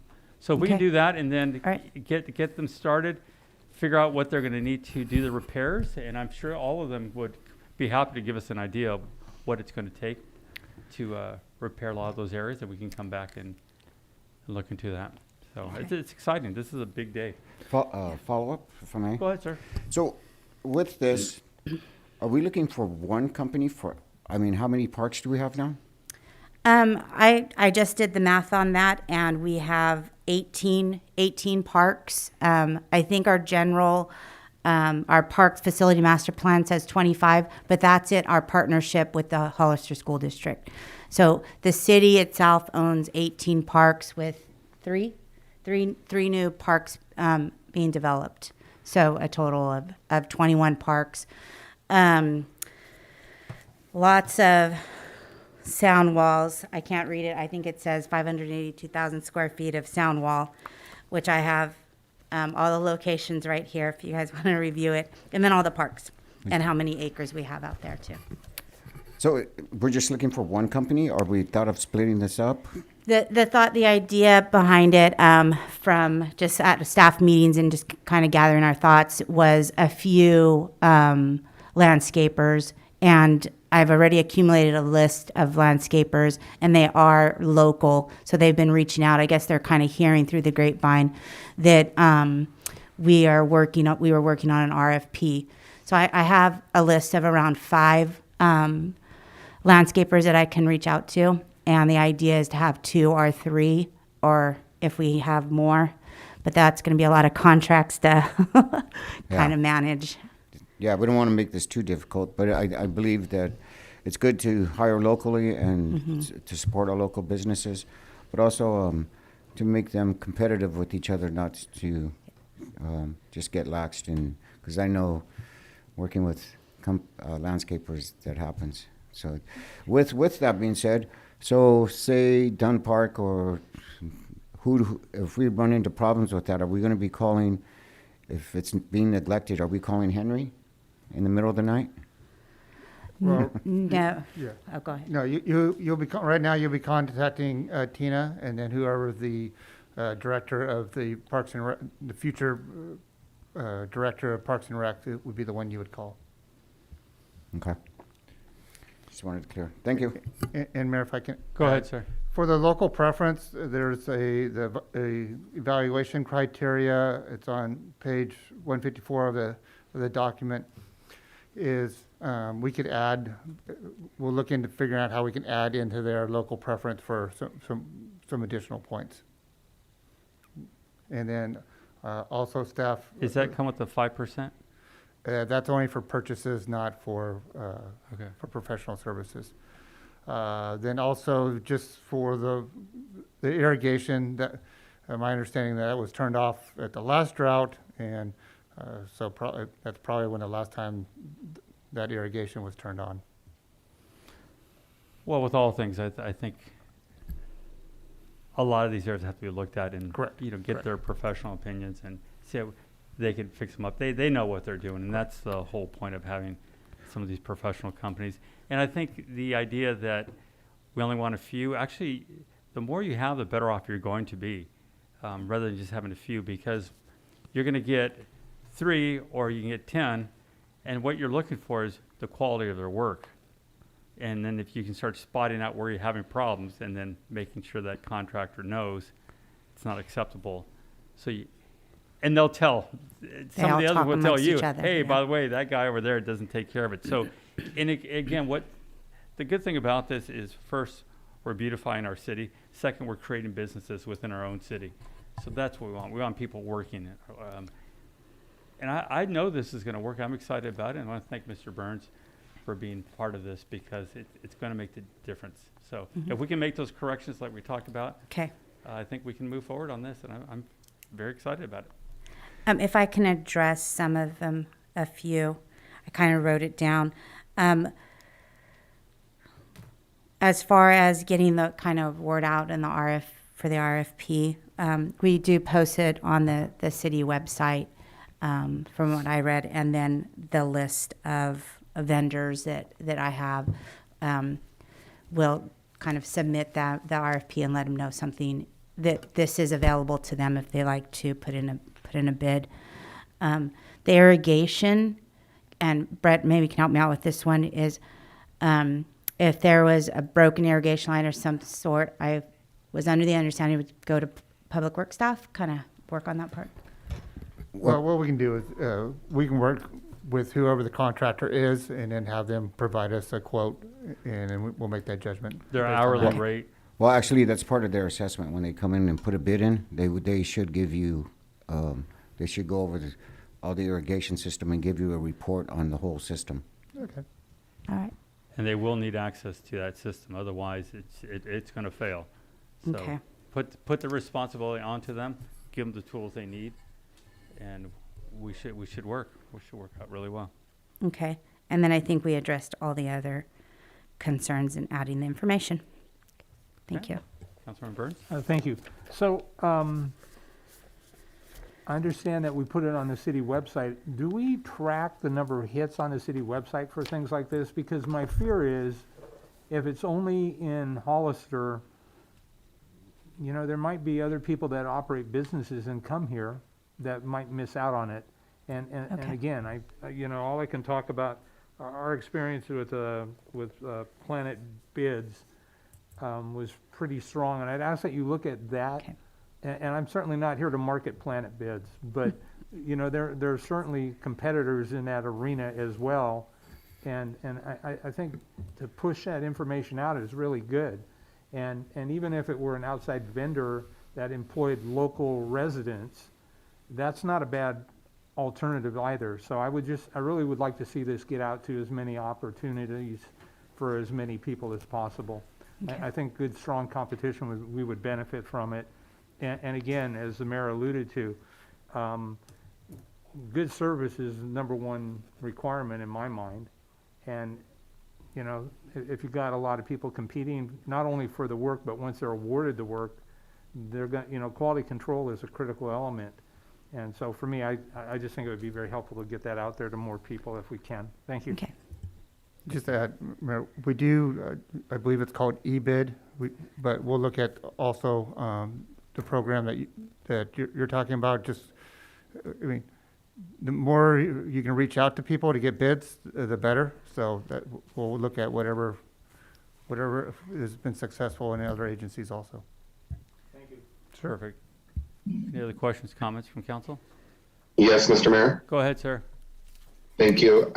It sounds like we're pretty much on the same page from what I can see about the points that were brought up tonight. I'd really like to see us vote on this tonight. I'm just wondering what's the most appropriate way for us to move forward. Can we adopt everything that was mentioned tonight and adopt and vote on this, or is it probably more appropriate to bring it back and put it on the consent agenda in a future meeting? No, I think we could vote on this. We had the changes. We talked about G, the labeling, prevailing wage not being a requirement, and as was mentioned, that they inspect the system, and so thank you, Mr. Resendez, because we want to be clear on this, and I think you wrote down. So you want to read off what we talked about, so we can add that in or make those corrections, so we can vote on this tonight. Team, I could give it a shot if you want me to. You're probably better at this than me. I'll let you do it. I have labeling, prevailing wage, not be a requirement, local preference, and assess irrigation as part of the quote. Right. Item G was changed it from the RFP, not for Yeah. tree trimming, but landscape maintenance. Under item G. Correct? And question for you, Jason, is are we allowed to have a preference on a RFP? Are you, Councilmember Perez, are you referring to a local preference? Yes. Yeah, there's some restrictions on that, but it's the type of thing that we can work into it and, Okay. and deal with. Just want to make sure. Okay. I think that covered everything. Mr. Burns, do you remember anything else? No, I'm good. I think it will incorporate the bidding, as Mr. Burns pointed out. Okay. Do we have any speaker cards on this item? I have no speakers, Mr. Mayor.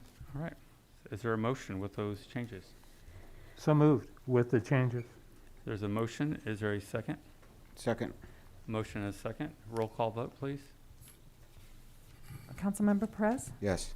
Councilmember Burns, Yes. Vice Mayor Resendez, Yes. Mayor Velazquez. Yes. Motion carries 4-0. Thank you. Very exciting. Thank you very much for that. Thank you. And the RFP opens, once I get all these corrected, I'll put it up, and hopefully by noon or 1 tomorrow afternoon, it'll be on. Excellent. Thank you so much. Thank you for your support. We'll now move to item F3. Thank you, Mayor and Council. I'm very excited to bring this item forward.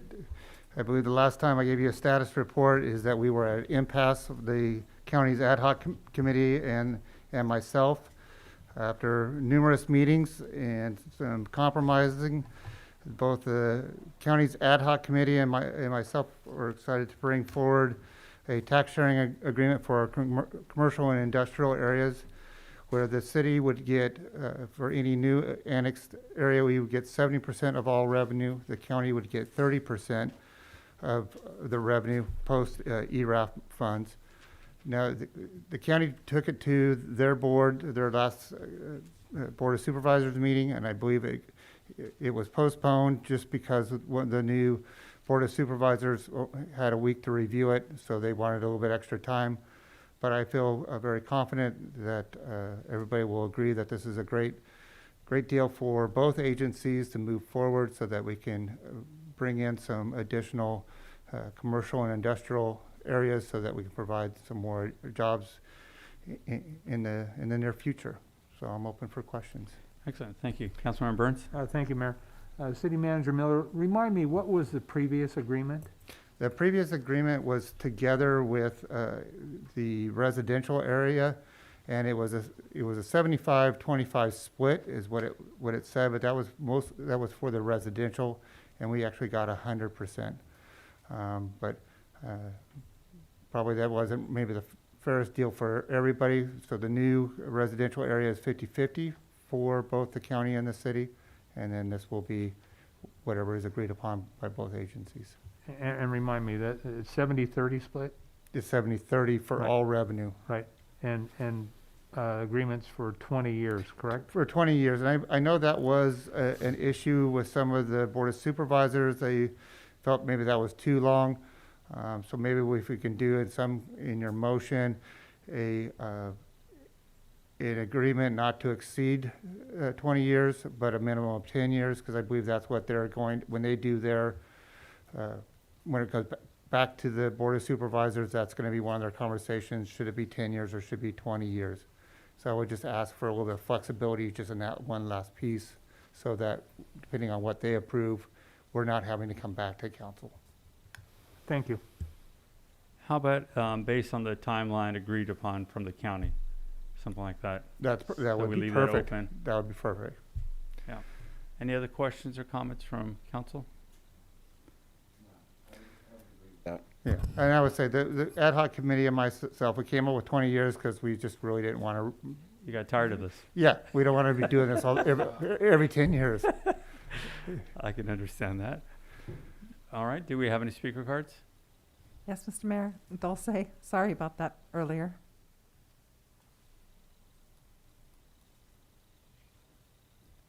Dulce, go ahead. Don't say, oh, never mind. Yeah, can you hear me? Yes, we can. Oh, hi, good afternoon. I just want to add, thank you for bringing this forth. And we do have a few modifications, the 3 additions that were sent over. But hopefully once it goes to the board, we can get a final version and approved by all. But that was all from my end. Thank you. Okay. Do we know what? Yeah, Dulce, do you want to read off those 3 items? Yes, give me 1 second. Let me.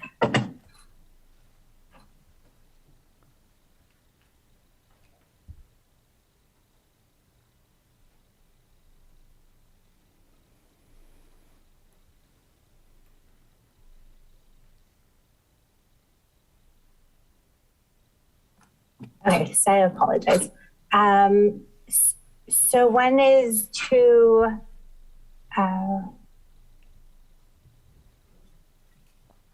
that the city agrees to share confidential tax information such as sales tax, TOT, and district tax for auditing purposes only, and the county agrees to follow confidentiality requirements and follow all applicable laws. The second one is a dispute resolution, and just that we both agree to certain terms to meet in good faith. And attorney had the specifics that were sent over. And then the third inclusion is. Don't say real quick, I'll add on that one. That was just, if there was any conflict, we agreed that we would meet with each other and try to iron that out first. Yeah, standard. Yeah.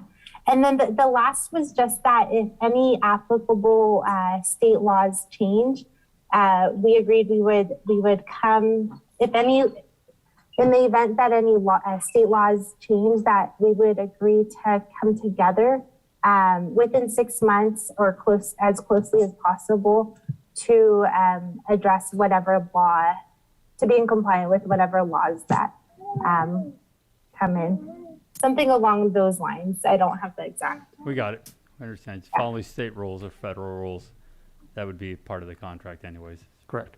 Yeah. Yeah. Thank you. Is that it? That's it, yeah. Thank you very much. Do we have any other speakers? Yes, Mr. Mayor? Joe Gioloni? Giacalone. Giacalone, okay.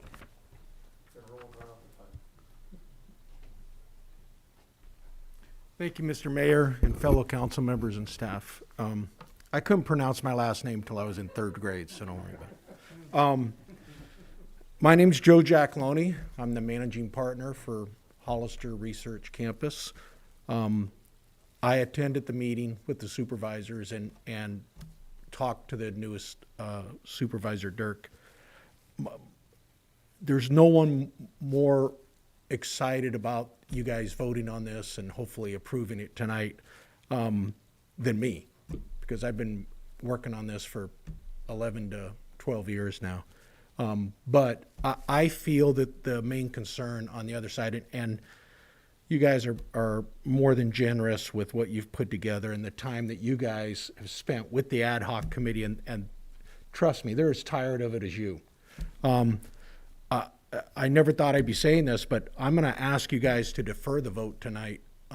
They've deferred their vote until November 23rd, and there was a lot of discussion around the term of the agreement, not the percentage. Obviously, they better be happy with what they're getting. But anyway, and so we don't know if the new council member, or excuse me, if the new supervisor is on board until she studies it, and I'm going to go meet with her and go over a lot of stuff with her. And that's all I want to say. I want to thank everybody for your time. I know this has been a long process, and I'm available for any questions that you guys have. And that's all I have. Thank you. We're covering this in the motion already, as Okay. far as the time issue, so that's not, Yeah, that's that's not what I going was to be gonna a say. problem. Yeah, by just, like you say, But agreeing to what Justin, the to county agree says. to the final term of the counties, we'll be okay. Okay, good. Take care. All right, well, thank you for your time. No problem.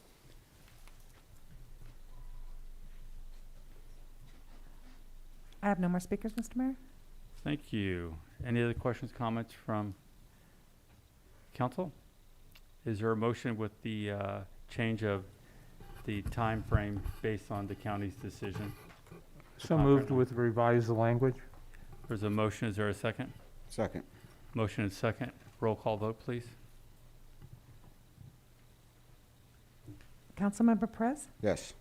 Councilmember Burns? Yes. Vice Mayor Resendez?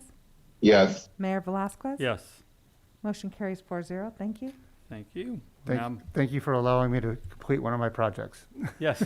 Check that one off your list. Be done. We'll move now to item G1. Report from city council members regarding their committees. Councilmember Burns.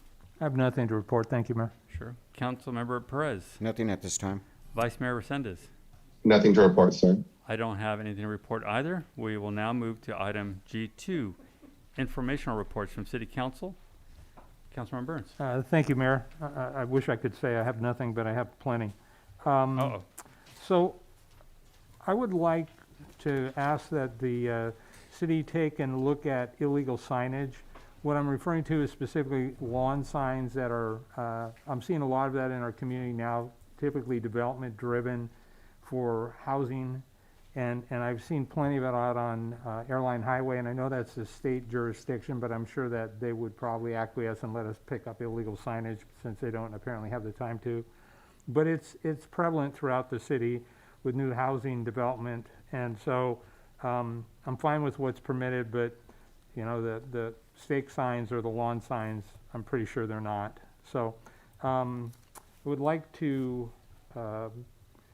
ask the chief of police, Chief, do we have what I'm going to call safe zones where people that if they want to sell something through the internet, they could go to a well-lighted location, possibly the police department parking lot where there's a safe environment. I know that there's an increase in people getting ripped off when I'm trying to sell something to you over the internet and we show up, and I know some other jurisdictions have had some good success with it, and if we do, I'd love to know about it, and if we don't, I'd ask that maybe we consider that. Yes, Mr. Burns, we don't have anything official, but you bring up a good place at the police department. There's cameras out there recording in the parking lot, and it's a relatively safe environment. We can work into providing more than one safe area in the city to be able to carry out these transactions in a safe manner. I would say that if the person doesn't want to meet with you at the police department, there must be a reason for that. There's a clue, right? Yes. You know, and it could be child custody issues too, where one parent's handing off one child for the weekend to the other parent. And so I just think that to be a little proactive in that area could be very helpful, I think. Thank you, Chief. Mr. Miller, I do want to talk with you for a minute, please, just about my favorite topic, which is Sunny Slope Village. And I had the opportunity to walk out there this past weekend, and Beverly Drive is just inundated with leaves falling from the trees, which is to be expected, but the gutters are full of leaves. The rain, the storm drains are blocked on all areas that I saw, whether it be Beverly, Sunny Slope or Hillcrest, and even Fairview. And so I'd ask that maybe we, I know that we're doing, and I'm very excited by the RFP that's coming forward, but that'll be in February. And I think that if we could get some people out, and I know that more leaves will fall, and I'm not so concerned about those that are on the ground as much as I am on the sidewalk and in the gutter. And so if we could take a look at that, I would very much appreciate that. Let me just stop, just looking at Henry, we have the leaf trailer, right, that will pick up all the leaves? Yeah, we will get somebody on that. Thanks, and I know it feels like a fruitless process simply because you go clean them up all, and by the time you're done, more are falling.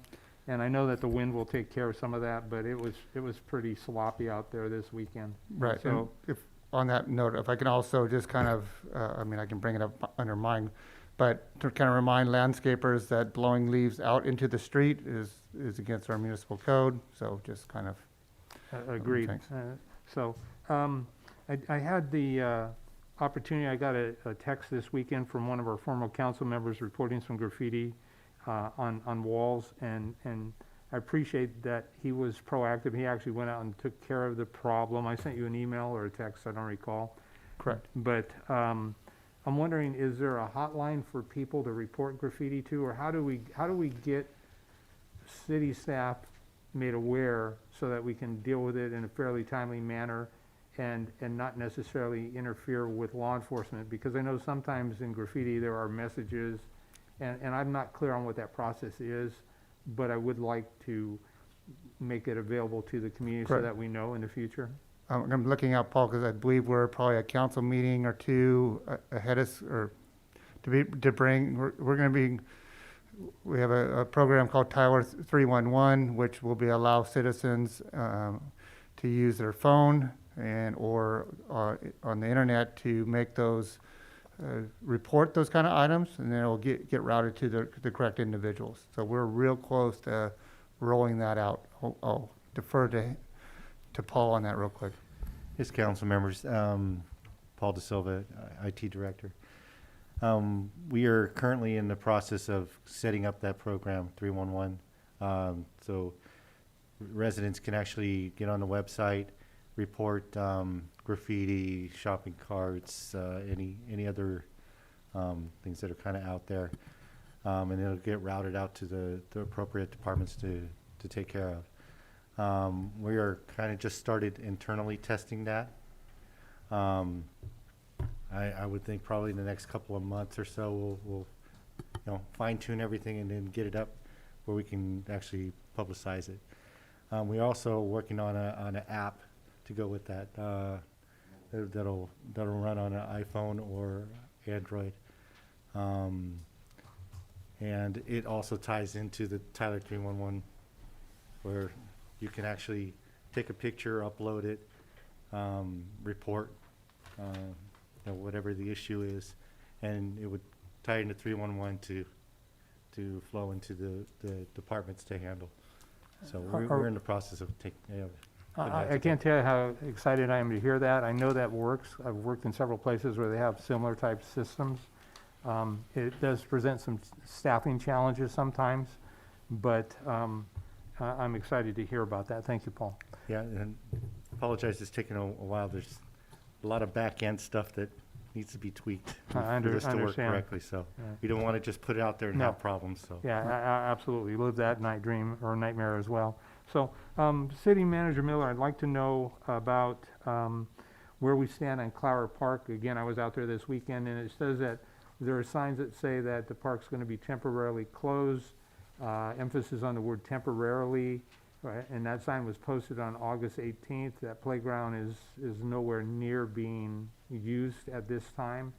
And I know that this has been an ongoing conversation for pretty much the year I've been on council now, and I know it preceded my arrival as well. And so I'm wondering, I know sometimes when we do road repairs, we say project funded by this, and this is what it's going to look like. I'm wondering if we could do something like that out at that park and any future park so that residents have some realistic expectations. Yeah. I'd always encourage us to overestimate versus underestimate. So, because I found in my life that it's better to underpromise than overpromise, and then it's Correct. better to overdeliver. Yeah, no, I think that's a great idea. We'll work with staff to get some kind of rendering or picture out there in a good estimated date. Thank you, I appreciate that. I think our community is going to truly appreciate what we're proposing to do and what the city is going to do. And sometimes quality work does take time, and getting all the different vendors and the process moving forward. So I look forward to that very, very much. Also like to talk for a minute about department head recruitments. I noticed that on the city website there are several high-profile positions that we're currently recruiting for. But again, my question would be like the RFP question: where else are people going to find those job postings? Because again, I would like to have the greatest pool Correct. of talent, and I recognize that there are benefits to growing our own. But when we're talking department head key positions in the city administration, I would like to have a very strong pool of candidates, not have to simply choose from. Correct. Say no more. That's the same thing that I would want. So we'll do our normal publications that are just government in general. But depending on, I'll just use administrative services. There are the different state organizations that California Society of Municipal Finance Officers would do that. In different publications that are industry specific to those, we'll advertise in those also. Great, I appreciate that. I know that the initial closing's mid-December, so there's still time, but that time Correct. will go quickly. Yeah, no, that's, Right. I believe the HR staff just actually on Friday or Monday is hitting those, hit those organizations. Okay, thank you. Couple more questions and then I'll conclude. I was wondering if, from the city manager or our chief, I know that a few months ago we talked about maybe creating some sort of a party ordinance, for lack of a better discussion, and I know that there was going to be some model ordinances, like I think one was the city of Salinas may have had an ordinance. I don't really need an update now. I just don't want that to fall off our radar because we're going into the holiday season. We can give you an update. We're just fine tuning some different. As you go through it, you see something else you probably should change, and that's where we're at right now. Just some minor tweaking. Okay. And my final question also involves the chief and you, Mr. Miller, and maybe the city attorney as well. Just when I thought I heard it all, I got a call over the weekend from one of my neighbors who had an individual that they didn't know park on their driveway without their permission, and when they came home they couldn't park on their driveway. So I've had an off-camera conversation with the chief about this through email, and elements of it that the chief's assured me he'll look into. But my question now is, and I don't know the answer, but I understand that there's not a vehicle code that speaks to that, but I'm wondering if we could not consider maybe doing some research and looking to create maybe a muni code that would allow for me, if you park on my driveway and I don't know you and I don't give you permission and I want to park on it, to have the police department have the authority to come out and tow the vehicle at the registered owner's expense. Because as I understand it, or at least as it was perceived, was there is nothing the PD can do under those circumstances except run a registration check, call and see if they can locate an owner. But if I want to have the vehicle removed, it would be at my expense, and it just doesn't seem equitable to me. And so I would like for us to maybe look at if there is an option. I don't know. Well, I will say the chief, it might be, just want to make sure, this is blocking their driveway, kind of on the sidewalk? No, you parked in your driveway, the physical driveway itself. That's not trespassing?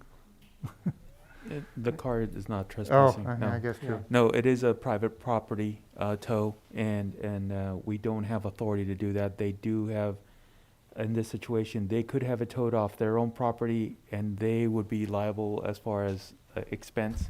The tow company needs to be paid, and any liability as far as a lawsuit, I don't think they would, because they weren't supposed to be there. But I think Mr. Burns has a very good point. If the city so chose to have an ordinance that gave that authority in those situations, then that might be something that Jason and you may consider. But Yeah. the vehicle code is only applicable to public property, not private property. And this is one of those, you're kind of stuck in the middle. Right. And I can sympathize with their frustration of having a vehicle they don't know who it belongs to on their property. No, I get it. It's one of those little quirky things. I've heard of this twice in my lifetime. Yeah, this is the first. Right, but maybe there is a solution. You know, the obvious solution is don't park in somebody else's driveway without their permission, but, you know, I'm not gonna go into why or how I think that car got there, because I certainly have my opinions, but they'd only be my opinions, so. Yeah, no, the chief and I will work on something that makes sense. Yeah. Thank you, and to council members' relief, I'm done, thank you. That is interesting. Councilmember Perez. Yes, I'd like to first congratulate the LULAC 2021 recipients of the year, Sergeant Maria Davidson Spandry, veteran of the U.S. Air Force. Also, Buck Sergeant Joseph Lira, U.S. Army Air Corps. This has been the 28th annual LULAC breakfast that I was able to attend. Happy Veterans Day, belated to all our veterans. Thank you so much for your service and your sacrifices. And with that, you know, a lot of us work to achieve a certain goal in our life, and I'd like to see that the city recognizes Susan Gonzalez Brookshire. If you can recall that she actually made it to the Olympics as a softball player. I'm not sure which position. I'd like to see the city honor her for that, or recognize her somehow for that. What an accomplishment. Good job, Susan. Also, did anyone look into getting the lights on the trees downtown fixed, the ones that are hanging loose? Are we did? Good. Are they gonna come down to fix them, or what's theirs? Yeah, staff. Oh, staff's gonna do it? Cool, awesome.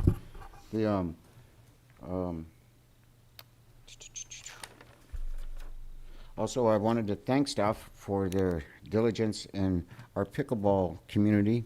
We will be getting the courts painted at Dunn Park. We ran into a couple of challenges, but again, the city staff, thank you, Henry, has overcome those and found another vendor. Speaking of staff, it's like, are we fully staffed at our city positions? No, we still, PD would be one of them. Finance department has some openings. We have the director positions that are open. I believe recreation has some openings. We have quite a few. And our maintenance We're department? not we're not immune to the people that are just are not wanting to work right now. So we're trying to do our best to recruit them. Is that including our maintenance department? You have openings too, right, Henry? Yeah. Okay. So I'd like to encourage the city to not just get to work, but help make some money and clean up your city.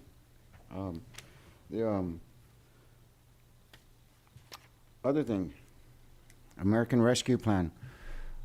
When do those funds have to be spent by? December 2024. 2024? Yeah, Okay. and I'm working on trying to get a presentation for next council meeting. on So that one. will be for next council meeting? Correct. Okay, just wanted to nail that down. And that's all I have. Thank you. Thank you. Vice Mayor Resendez? Thank you, Mr. Mayor. I'm not sure if my colleagues had an opportunity to read the email that we received from Supervisor Bob Tiffany over the weekend. He is, and the other board supervisors have some concerns over the redistricting of congressional District 20. They want to essentially redistrict Hollister, I think San Juan Bautista, obviously, Greenfield, Soledad, into South Santa Clara County, and we would no longer have Jimmy Panetta as our representative. The supervisor brought up some great points that we are a more rural community and we identify more with the Central Coast and Monterey Bay, and therefore they're lobbying the efforts to maintain the district that we have now.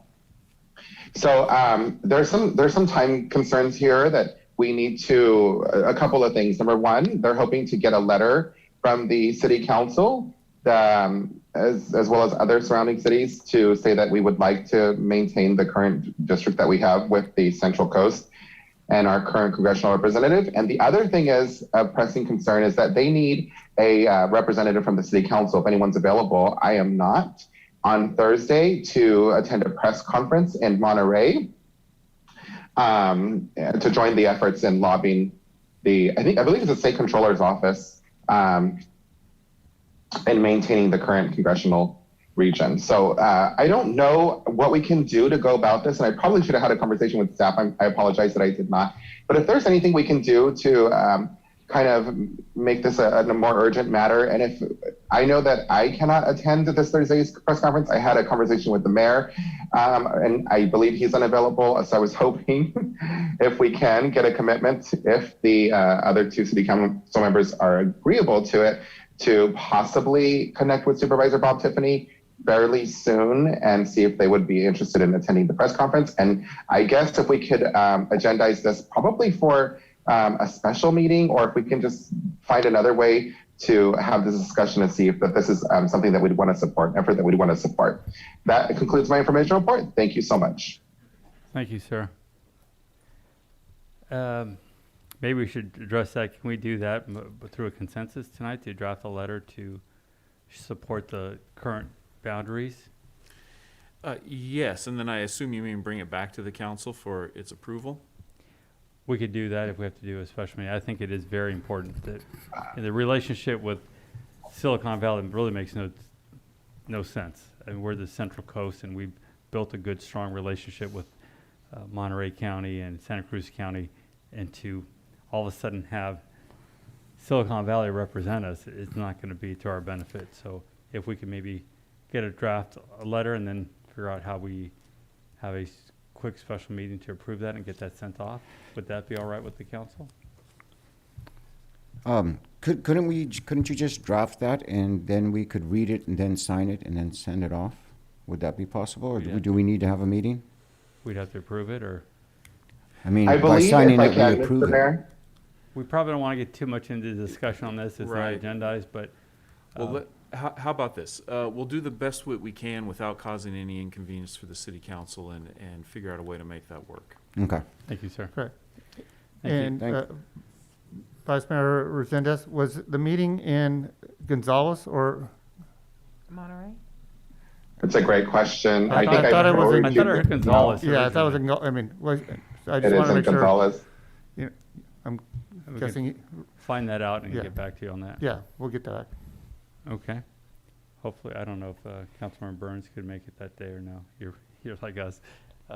Or Mr. Perez, if you No, can make it. actually, I already talked to Bob, Supervisor Tiffany about that. I'm not able to make it. You're not able to make Otherwise, it. Very, very tough. yeah, I would have. I understand. Thank you. So my comments, going back to Mr. Burns' comment about the car parking in the driveway, that's just beyond belief. But if we can expand that, if we're going to write something, cars blocking the driveway too should be able to be towed. Currently, that can happen, Yeah. but if it's on the private property, they can't. In this situation, the vehicle was completely in their driveway. Yeah, just And off the roadway, and it wasn't blocking, so it wasn't specified. unbelievable. So we can move on that we never want that to happen again. The Clara Park issue, we talked about that before. Do we have dates? Is that what's going on, or? You know, it's supposed to be by Thanksgiving, correct? Thanksgiving, the equipment will all be installed, and then we'll have to backfill with concrete, base rock, and then put tile. So we're waiting for the merry-go-round to get here.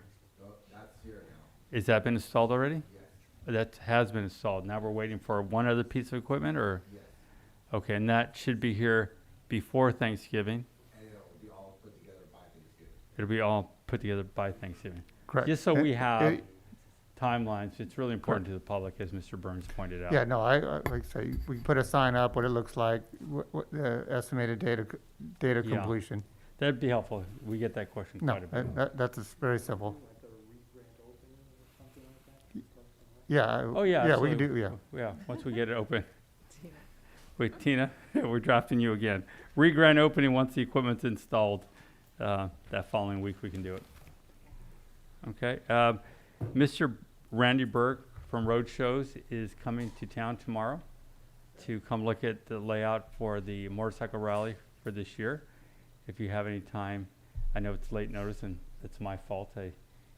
He sent information I just didn't get out to city manager and chief, but if you do have time, you can meet with him. I'm going to try to meet with him in the morning, say hello, and go from there.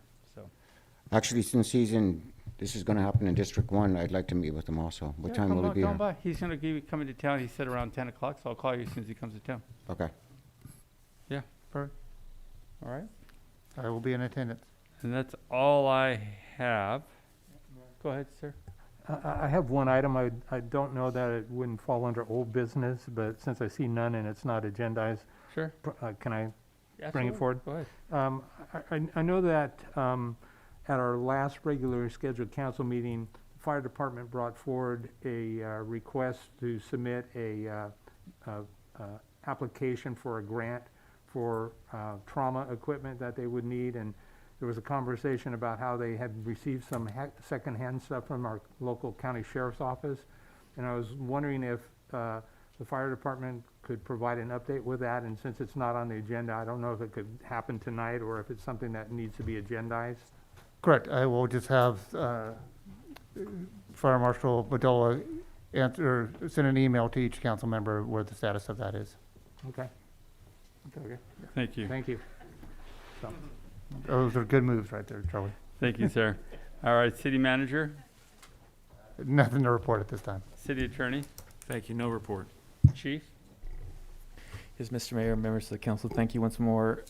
Just wanted to report that with the work of Captain Petani, who's in the audience, and Supervisor Alyssa at the Animal Control Department, the shelter, they've come up with a plan to open on Saturdays. We're going to start in phases, so our plan is to, on the first and third Saturdays, to be open from 8 to 12 on those Saturdays, and every Wednesday open late till 7. And hopefully we can get more people to come down to the shelter and adopt the animals and carry out the business needs, the licensing and all that with the extended hours. Excellent. Okay. Perhaps you can get a flyer together and get it to us, and we could all start sharing that. We're going to be doing that. They're going to be advertising, but you're the first to know publicly. And then they're going to start publicizing starting in December, the first Saturday of December. So it'll be the first and third. We're going to try this out and see how this works out, and then we can report back to you to see how it's been doing. Excellent. So, Thank you. so Chief, you're going to track actually numbers so that we know about visitors, and again, I very much appreciate the commitment on behalf of the police department and animal control.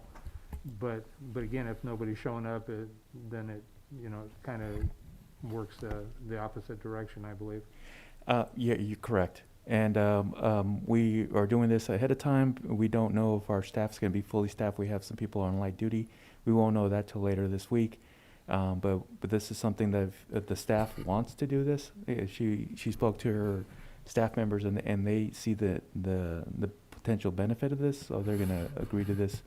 And we'll keep tracking it. And if we need to expand it or reduce it, we'll come back to the council and provide the information for tracking all that. Great, thank you, Chief. I appreciate it very much, and thank your staff for us as well, please. Yeah, to add, I'm glad you brought that up, Councilmember Burns, because we did that with the payment center where we opened up early at 7 and stayed late till 6 to give people more opportunities to come pay. We've started noticing that we just would get like 1 or 2 people coming in between 7 and 8, and the same thing in the afternoon or in the evening. So it was causing more of a staffing issue for the few that we were benefiting. So I appreciate you bringing that up. Thank you. When, All right, well, go ahead, sir. when you brought up light duty, so if we have city employees that are on light duty, would they be able to put in their light duty over there? No, these although they're light duty, they're trained on every aspect of the animal control, all the rules and regulations, and it would be you would have to train someone. What these employees have been training for months on, so it probably wouldn't work out. Wherever if you're on light duty, you usually assign light duty the department and the job title that you have. Thank you. Thank you. We'll go to City Clerk. I am doing this for Miss Tina, but there's going to be 10 trees that were donated by Bordeaux, I'm sorry. And then there's going to be, they'll be donated to those in need. I know, Tina, it would probably be easier if you got up and just said it, but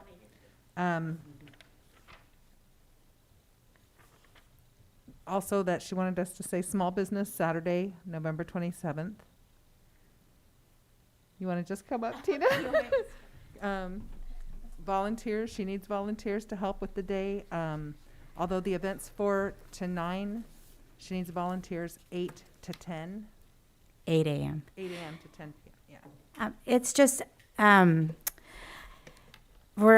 city's going to offer a tree program for individual families that are in need. Bordeaux Tree Farm has offered to donate 10 Christmas trees to some of these families. On Friday, I meet with Amazon to see how they will be a part of this tree program. And then we've reached out to some of the high school clubs to see if they would like to decorate these trees. And if they know a family's in need, then we can help them get the tree to the families. So it's just a fun tree program. We're doing it the same day as our Christmas in the Park, another area to kind of light up some trees and have some lighting in the park.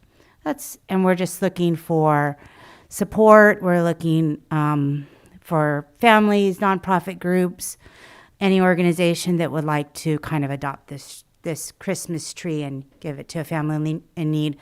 Or if you guys know families in need, then let us know and we can work with some of the nonprofits that will be decorating the Christmas trees, and we'll get the tree to them too. And then we are looking for volunteers. I think we talked about it. Councilmember Burns has volunteered to be the Grinch. So we have one down, 20 more to go. So if you guys know of any organizations, groups that would like to, youth groups, volunteer. Key Club is a big supporter of recreation, along with the Hollister Kiwanis Club. But I think on this day, we're going to need a lot more. And we're the week of December 10th, I think if that's on a Monday, I don't recall. And I can't see December 13th. The week of December 13th, we're going to start decorating all of the park, the clubhouse. Then we'll move down to the park just to anticipate and get everyone excited for the event. So we're looking for volunteers throughout that whole week. Thank you. That's all I have. Thanks, Tina. And then I just want to do a quick update on the election. I'm hoping to have the results from the county by the 24th, because I believe they're taking it to their Board of Supervisors for ratification on the 23rd. Then I will hopefully get that on, if all goes well and that happens, I will have it on our council meeting for December 6th to be certified and ratified by us. And then we will hold a special meeting on December 13th. It should be pretty quick. It normally would be in an even number year, outgoing plaque for any outgoing members and incoming oaths. It's just going to be an incoming oath this time. So it shouldn't be too long of a meeting, but then afterwards there'll be some refreshments if she chooses to have people come. Then we will have her seated at her first council meeting, December 20th. Thank you. And that's it. Thank you. Thank you. We will now move to item G3.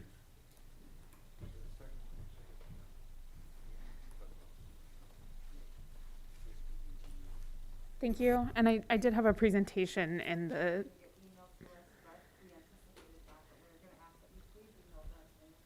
Okay, thank you. Do I have a clicker over here, or is it over there?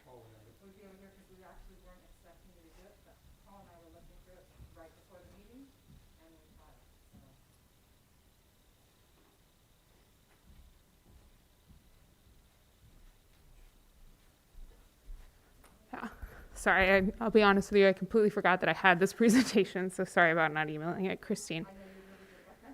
Yeah, I was like, I realized when I came in that I was like, I didn't email them the presentation, but I did attach it.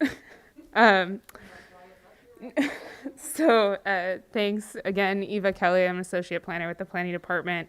The RENA methodology is currently underway, and we just wanted to give a brief presentation and kind of just over what's going on right now, just at a staff level, and get some feedback from the council. So RENA is the regional housing needs allocation.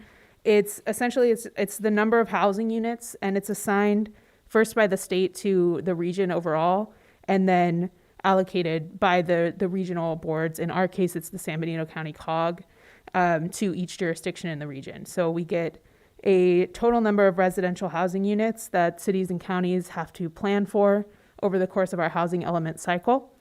The housing element cycle is typically 5 to 8 years. We're currently in a 2015 to 2023 8-year cycle. The 6th cycle will be coming up. And so the city of Hollister, city of San Juan Bautista, and San Bernardino County are the 3 jurisdictions in our region. And the number that the State Department of Housing and Community Development, HCD, has provided to our region is 5,005 units. And it's really important to note that RENA is a number for planning purposes. It's not, you don't have to build 5,005 units. You don't even have to approve entitlements for 5,005 units, but you do plan for it in your housing element of your general plan. When we get into our housing element cycle, once the RENA is allocated down to each jurisdiction, that'll be in our housing element that we'll be working on identifying those sites to meet this numbers. Ultimately, the numbers for each of our jurisdictions and throughout the whole state, but in our region, the numbers are decided by the San Benito County Council of Governments and then approved by the state. But COG staff is currently working with the cities and the county staff to provide input on the methodology that they're developing.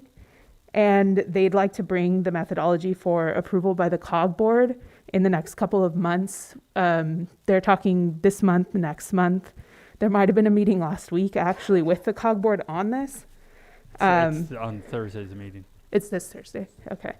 But they're working on the methodology, and staff is providing input at a staff level.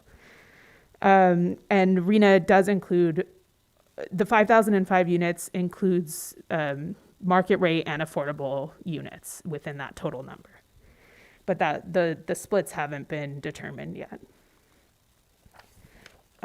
So we wanted to bring the discussion to the council tonight because there's some opportunity again for the city to provide input at a staff level towards the methodology. And as you guys are aware, we're in the process of updating our general plan now. And in particular, we've been talking about provision of services to the county and to fringe development and promoting infill and higher density housing during that process. And city staff, following the direction that we've heard about implementing policies in the new general plan, which require annexation of land prior to the provision of city services, like sewer in particular, to new development within our sphere of influence. And we're also increasing the density on a lot of the available land within our city limits and sphere of influence in our new general plan. And the sphere of influence itself, we're keeping it relatively the same as it currently is. So we're increasing density, increasing housing diversity. Those are the policies that we've been hearing in the direction that we're following right now as we draft our general plan. And so the kind of standard starting point that we've been talking about with COG staff for RENA methodology is based off of jobs and resiliency, and they have some kind of calculations that they do, and it's all state approved as far as the actual calculations and numbers. But there are some other things that can be taken into account towards this methodology. One in particular that we've been talking about is infrastructure, considering infrastructure availability as part of how they allocate these numbers to the different jurisdictions. And right now, in the rough state that we've seen with jobs and resiliency, the county and the city are pretty equal economically. And so we're seeing about a roughly equal allocation of RENA between the city and the county as the methodology is kind of coming out right now in the draft form. And just San Juan Bautista, it's only getting a small portion, which is pretty standard due to their size and other factors that they have. They'll likely get about 150 units kind of regardless of how the methodology plays out. So it's really between the city of Hollister and the county where a lot of these units are going to be allocated to. And based on the state of the general plan background data that we've been working on just with our update, kind of separately from the RENA methodology, the city really has enough land as it's kind of already currently designated to meet the numbers that we're probably going to see getting about 50% of the RENA without really needing to make major changes to kind of promote these higher densities and things like that that we're seeing. So staff has been thinking about and kind of discussing with COG staff and the other staff from the other jurisdictions about the possibility of the city of Hollister kind of having the methodology take into consideration some things that would have the city of Hollister actually take on more of the RENA percentage. Because, and we really want to get your feedback on this and we're making this based on that kind of direction that we've been hearing. And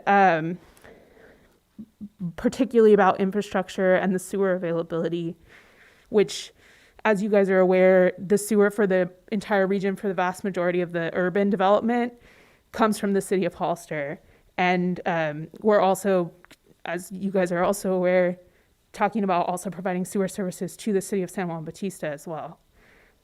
So staff believes, and we believe that we're following kind of the direction we're hearing, but we think that the city taking on some more of the RENA would firstly help alleviate some of the pressure that the county feels for meeting their own RENA numbers, and would help alleviate some of that fringe development pressure that they feel and that we also feel, because they wouldn't have to plan for higher densities because they'd have a little bit lower number. We also talked about having the methodology, including the anticipated growth, which comes from AMBAG projections.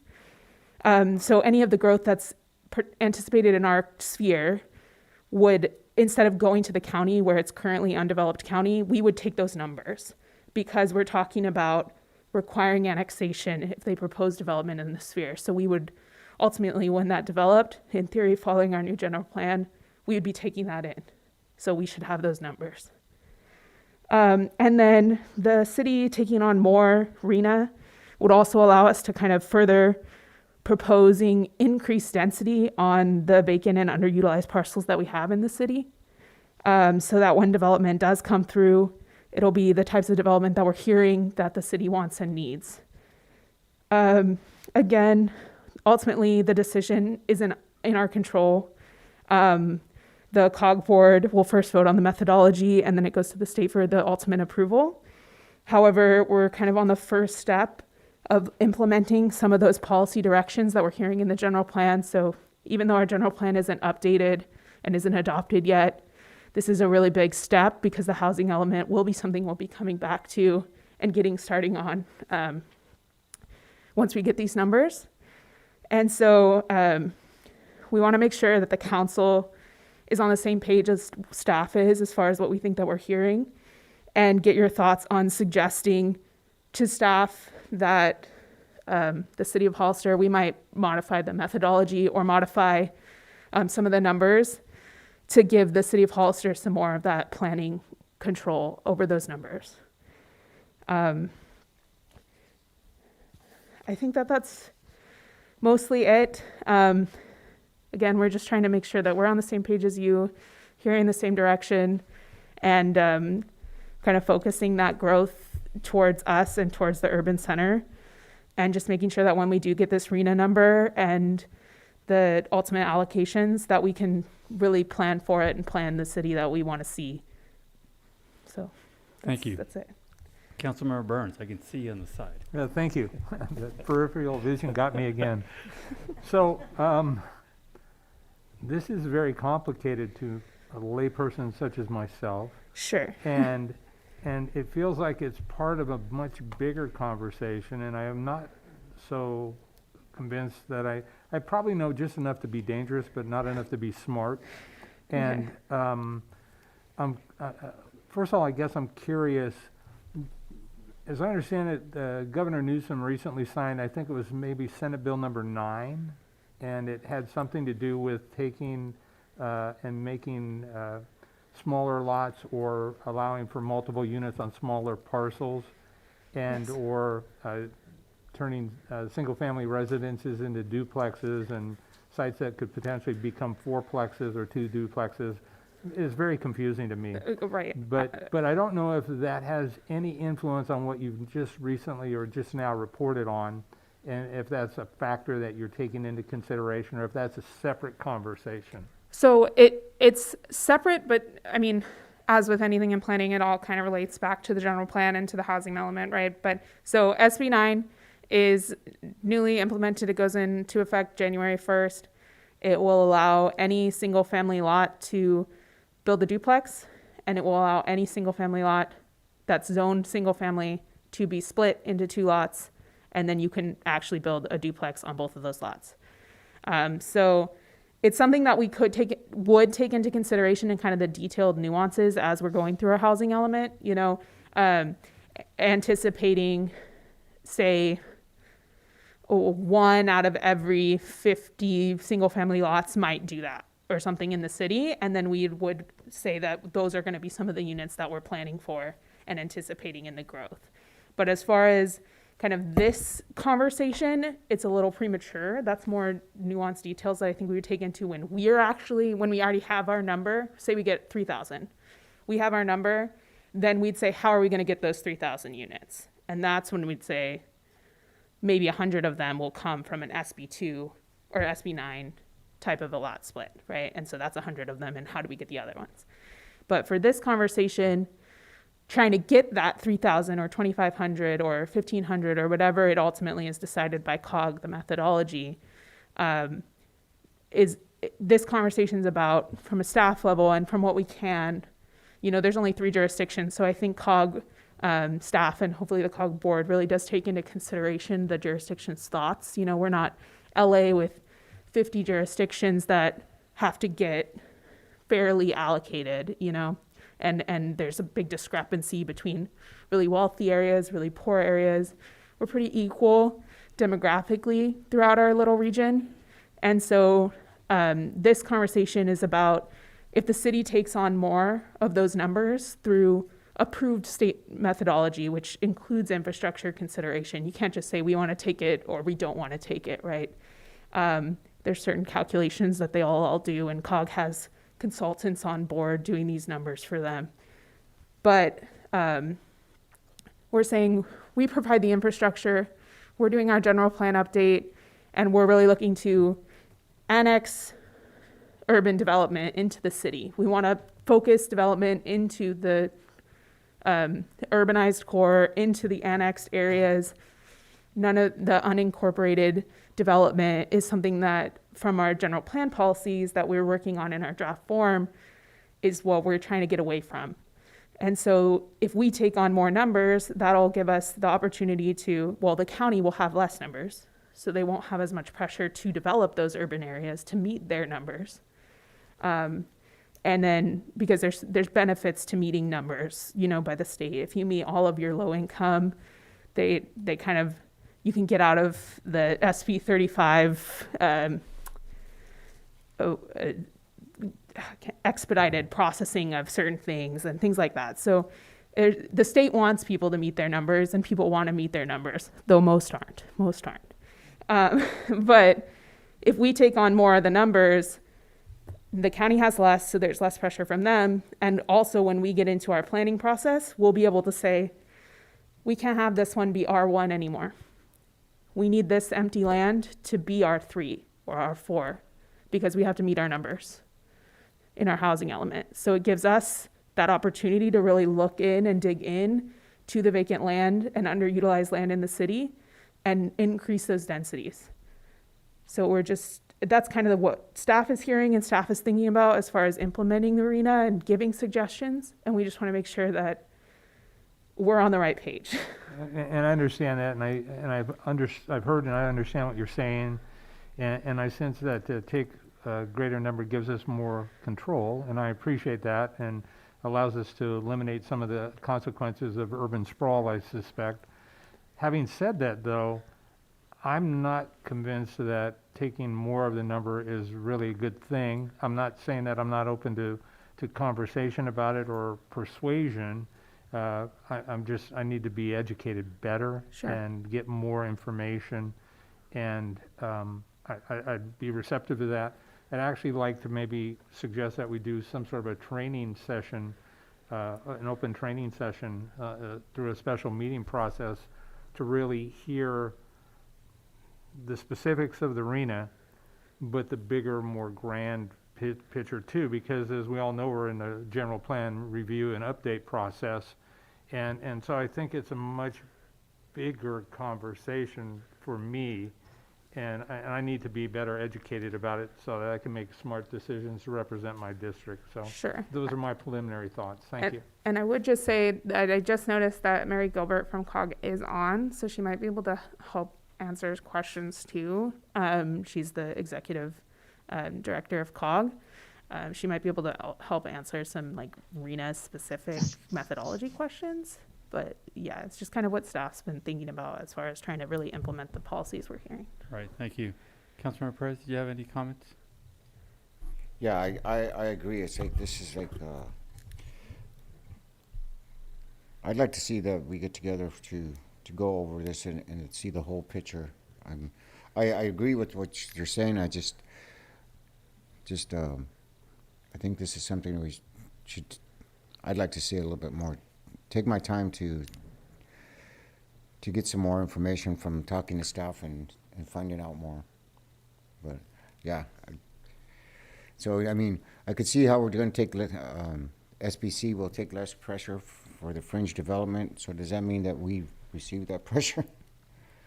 So there's just a lot of questions, and this presentation has just generated so many more questions in my mind. But yeah, that's all I have. Thank you. Vice Mayor Resendez, do you have any comments? Thank you, Mr. Mayor. Yeah. I'm on board with the other two council members as far as getting some more information, possibly having like a special meeting. I'd like to hear from Mary Gilbert from COG. I think she's on the line. And then I'm just wondering, Ms. Eva Kelly, is this a strategy that other cities have done before? This is the first time I've ever heard of it, and I'm definitely open to the idea. I'd love to, again, hear from you and the staff more about how you came up with this idea. Is this something that's worked with other cities, or, I'm just curious as far as that goes. Sure. So I can kind of speak to that. And I will preface this with, this will be my first RENA round as well as Amber Cameron.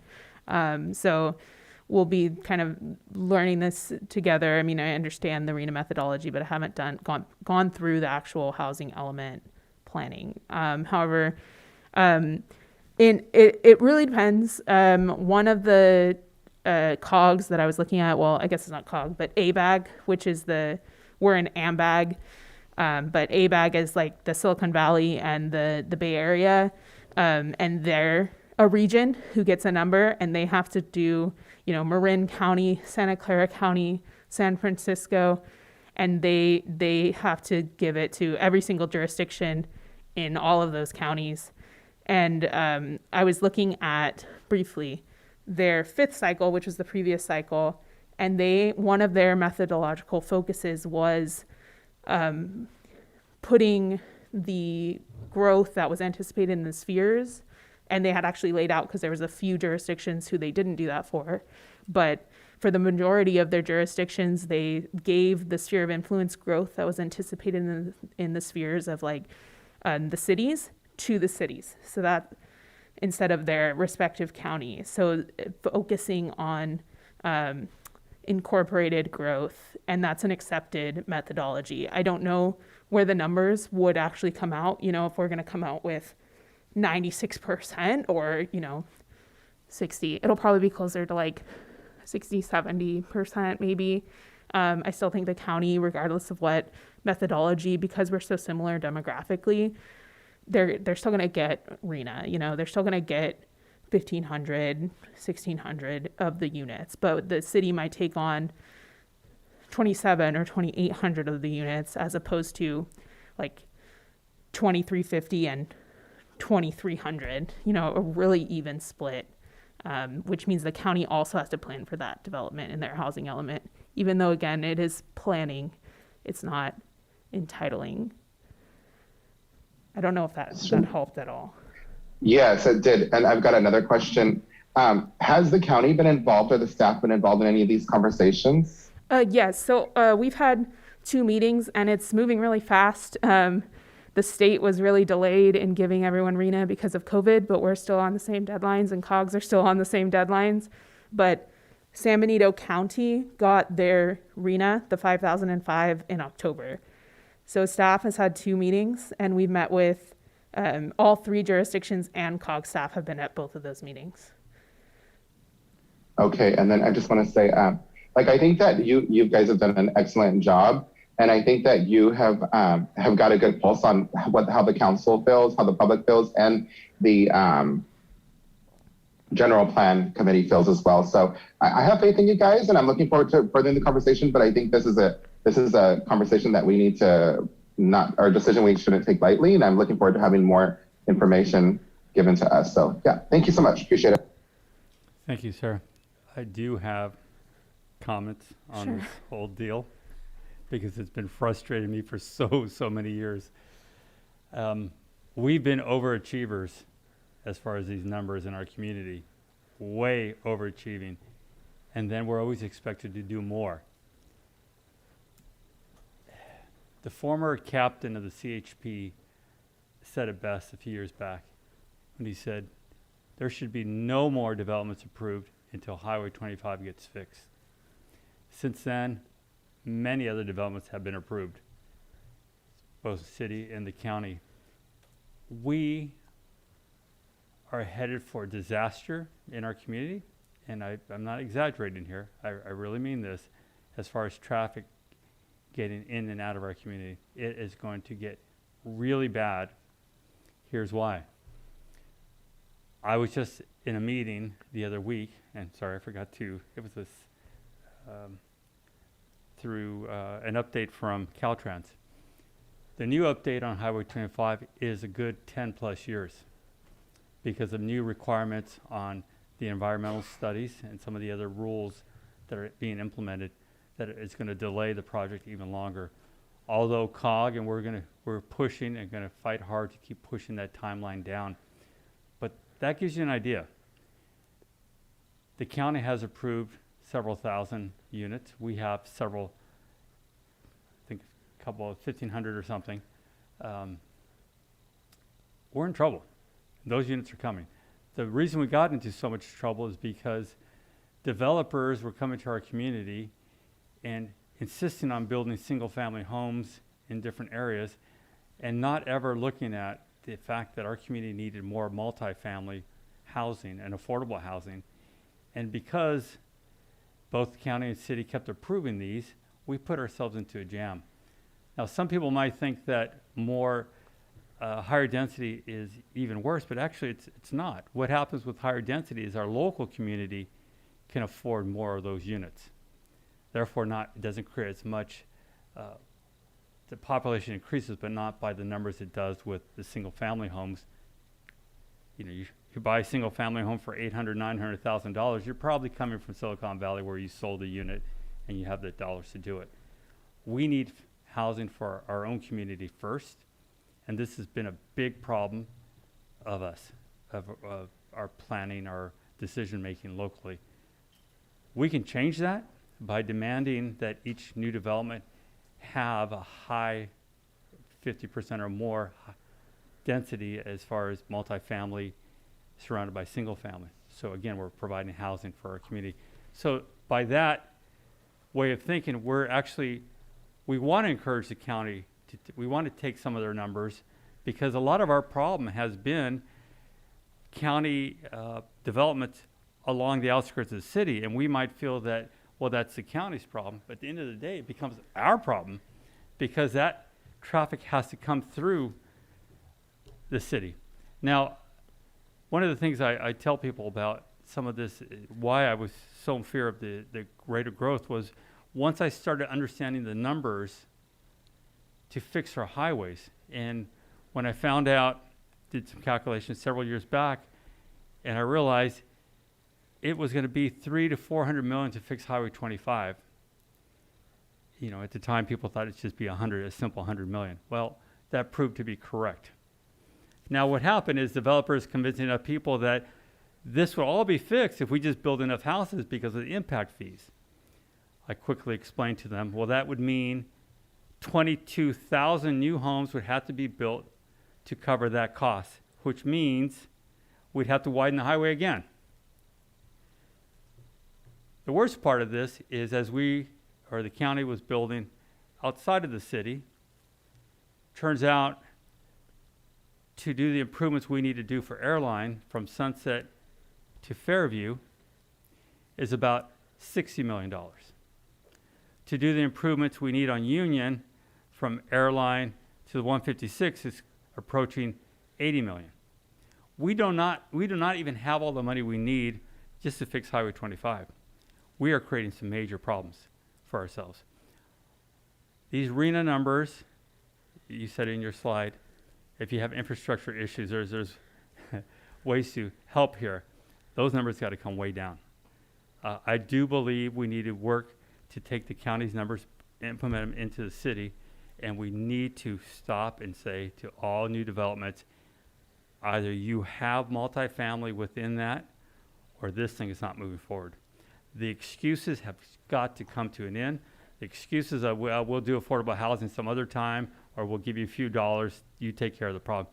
That needs to stop.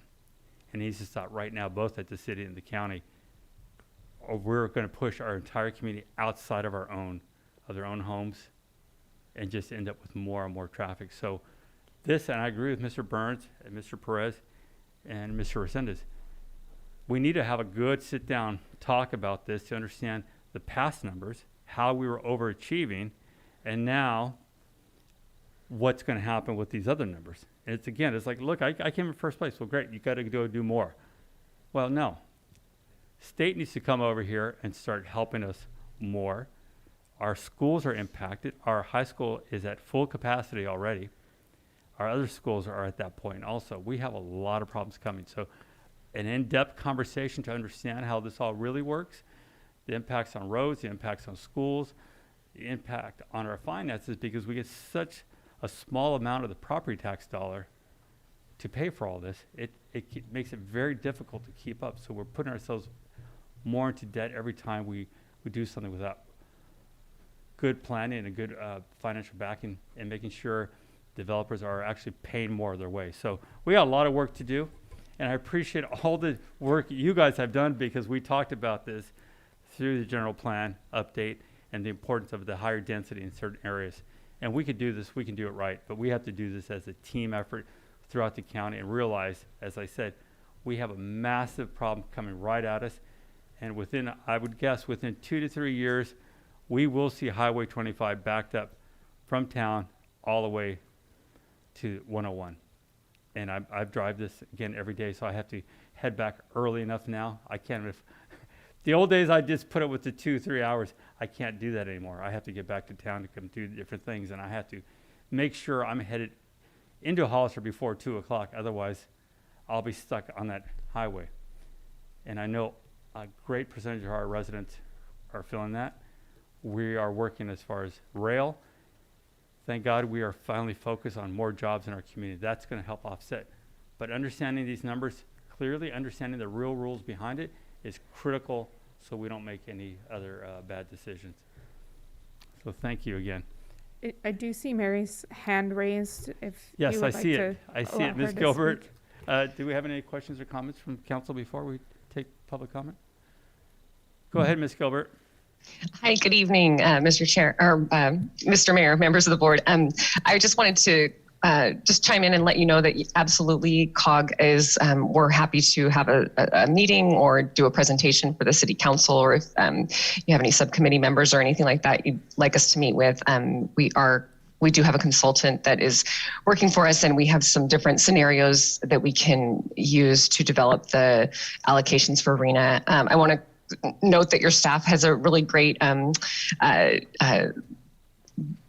handle of it, basically. I think that you're in good hands, definitely. I think as Mr. Resendez said, and this is my first cycle of RENA as well, as the director of COG. And so we're kind of all learning this together, but I think that we definitely want to make sure that we're meeting the needs of each jurisdiction, the city of Hollister, the county of San Benito, and then the city of San Juan Bautista. So whatever we can do to facilitate that, we'd be happy to. COG received a presentation from the Department of Housing and Community Development, who's really, they're going to be responsible for approving the methodology that we come up with, and that the COG board approves. So there is some state level review involved, but we did receive a presentation from them a couple of months ago, and they are willing to work with us as well as we develop our final methodology. So I think that was all the comments that I had, but also that the COG board won't receive a presentation again until the December meeting. So we do have a meeting this week, but we won't hear RENA again until our December meeting. And that was all. Unless you have any questions for me, I'll try to answer them. Thank you, Ms. Gilbert. Any questions from anyone? Mr. Mayor, Go ahead, sir. I was just wondering if we get more information, is there any way that we can like sort of earmark the RENA numbers for low income or for higher density? It's just something to take into consideration if we could explore that option, because I think that's something that is very much a necessity. Yes, so the 5,005, and I don't know, Mary, if I think the actual regional allocation of the very low, low, and moderate has been allocated, but as far as once the methodology is done, it'll include the split of each jurisdiction will get, this exact number of very low you need to plan for, this exact number of low you need to plan for, this exact number of moderate, this exact number of above moderate. So all of that, the 3 regions, the 4 or 5 different affordability categories will all add to 5,005. And that's the methodology that COG has to come up with somehow. That's right, yeah. And there are certain factors that the state has set that we have to kind of look at. And so we did a survey earlier in the summer, and we're using that information that we got from the local jurisdictions in the survey results to kind of craft our methodology of what factors maybe made sense. So, in Monterey and Santa Cruz County, they're looking at certain things, and then we're looking at others here in San Benito County to make sure that we're meeting the specific needs of this area. Thank you.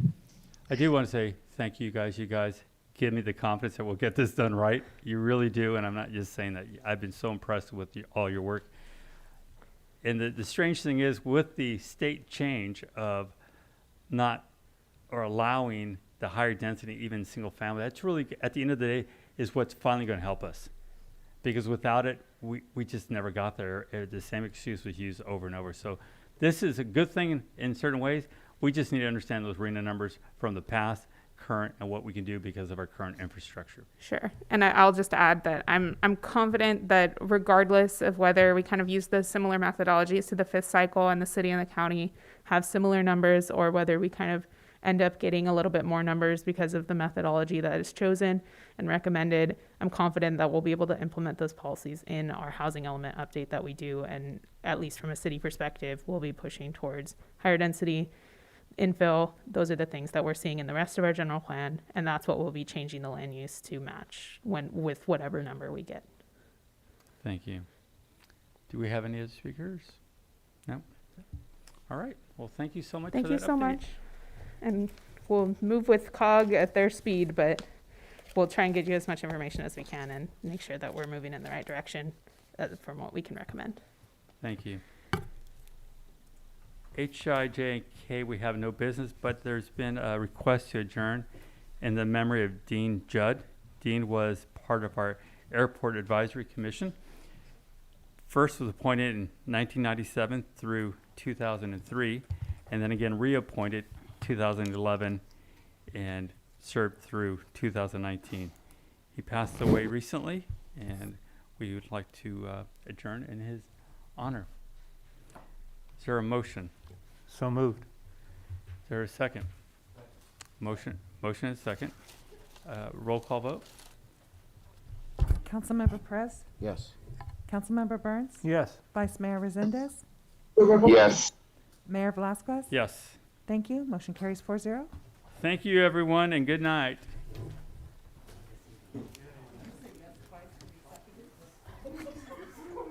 Oh, you're funny.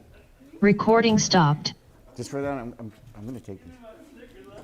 I'll show you. Oops.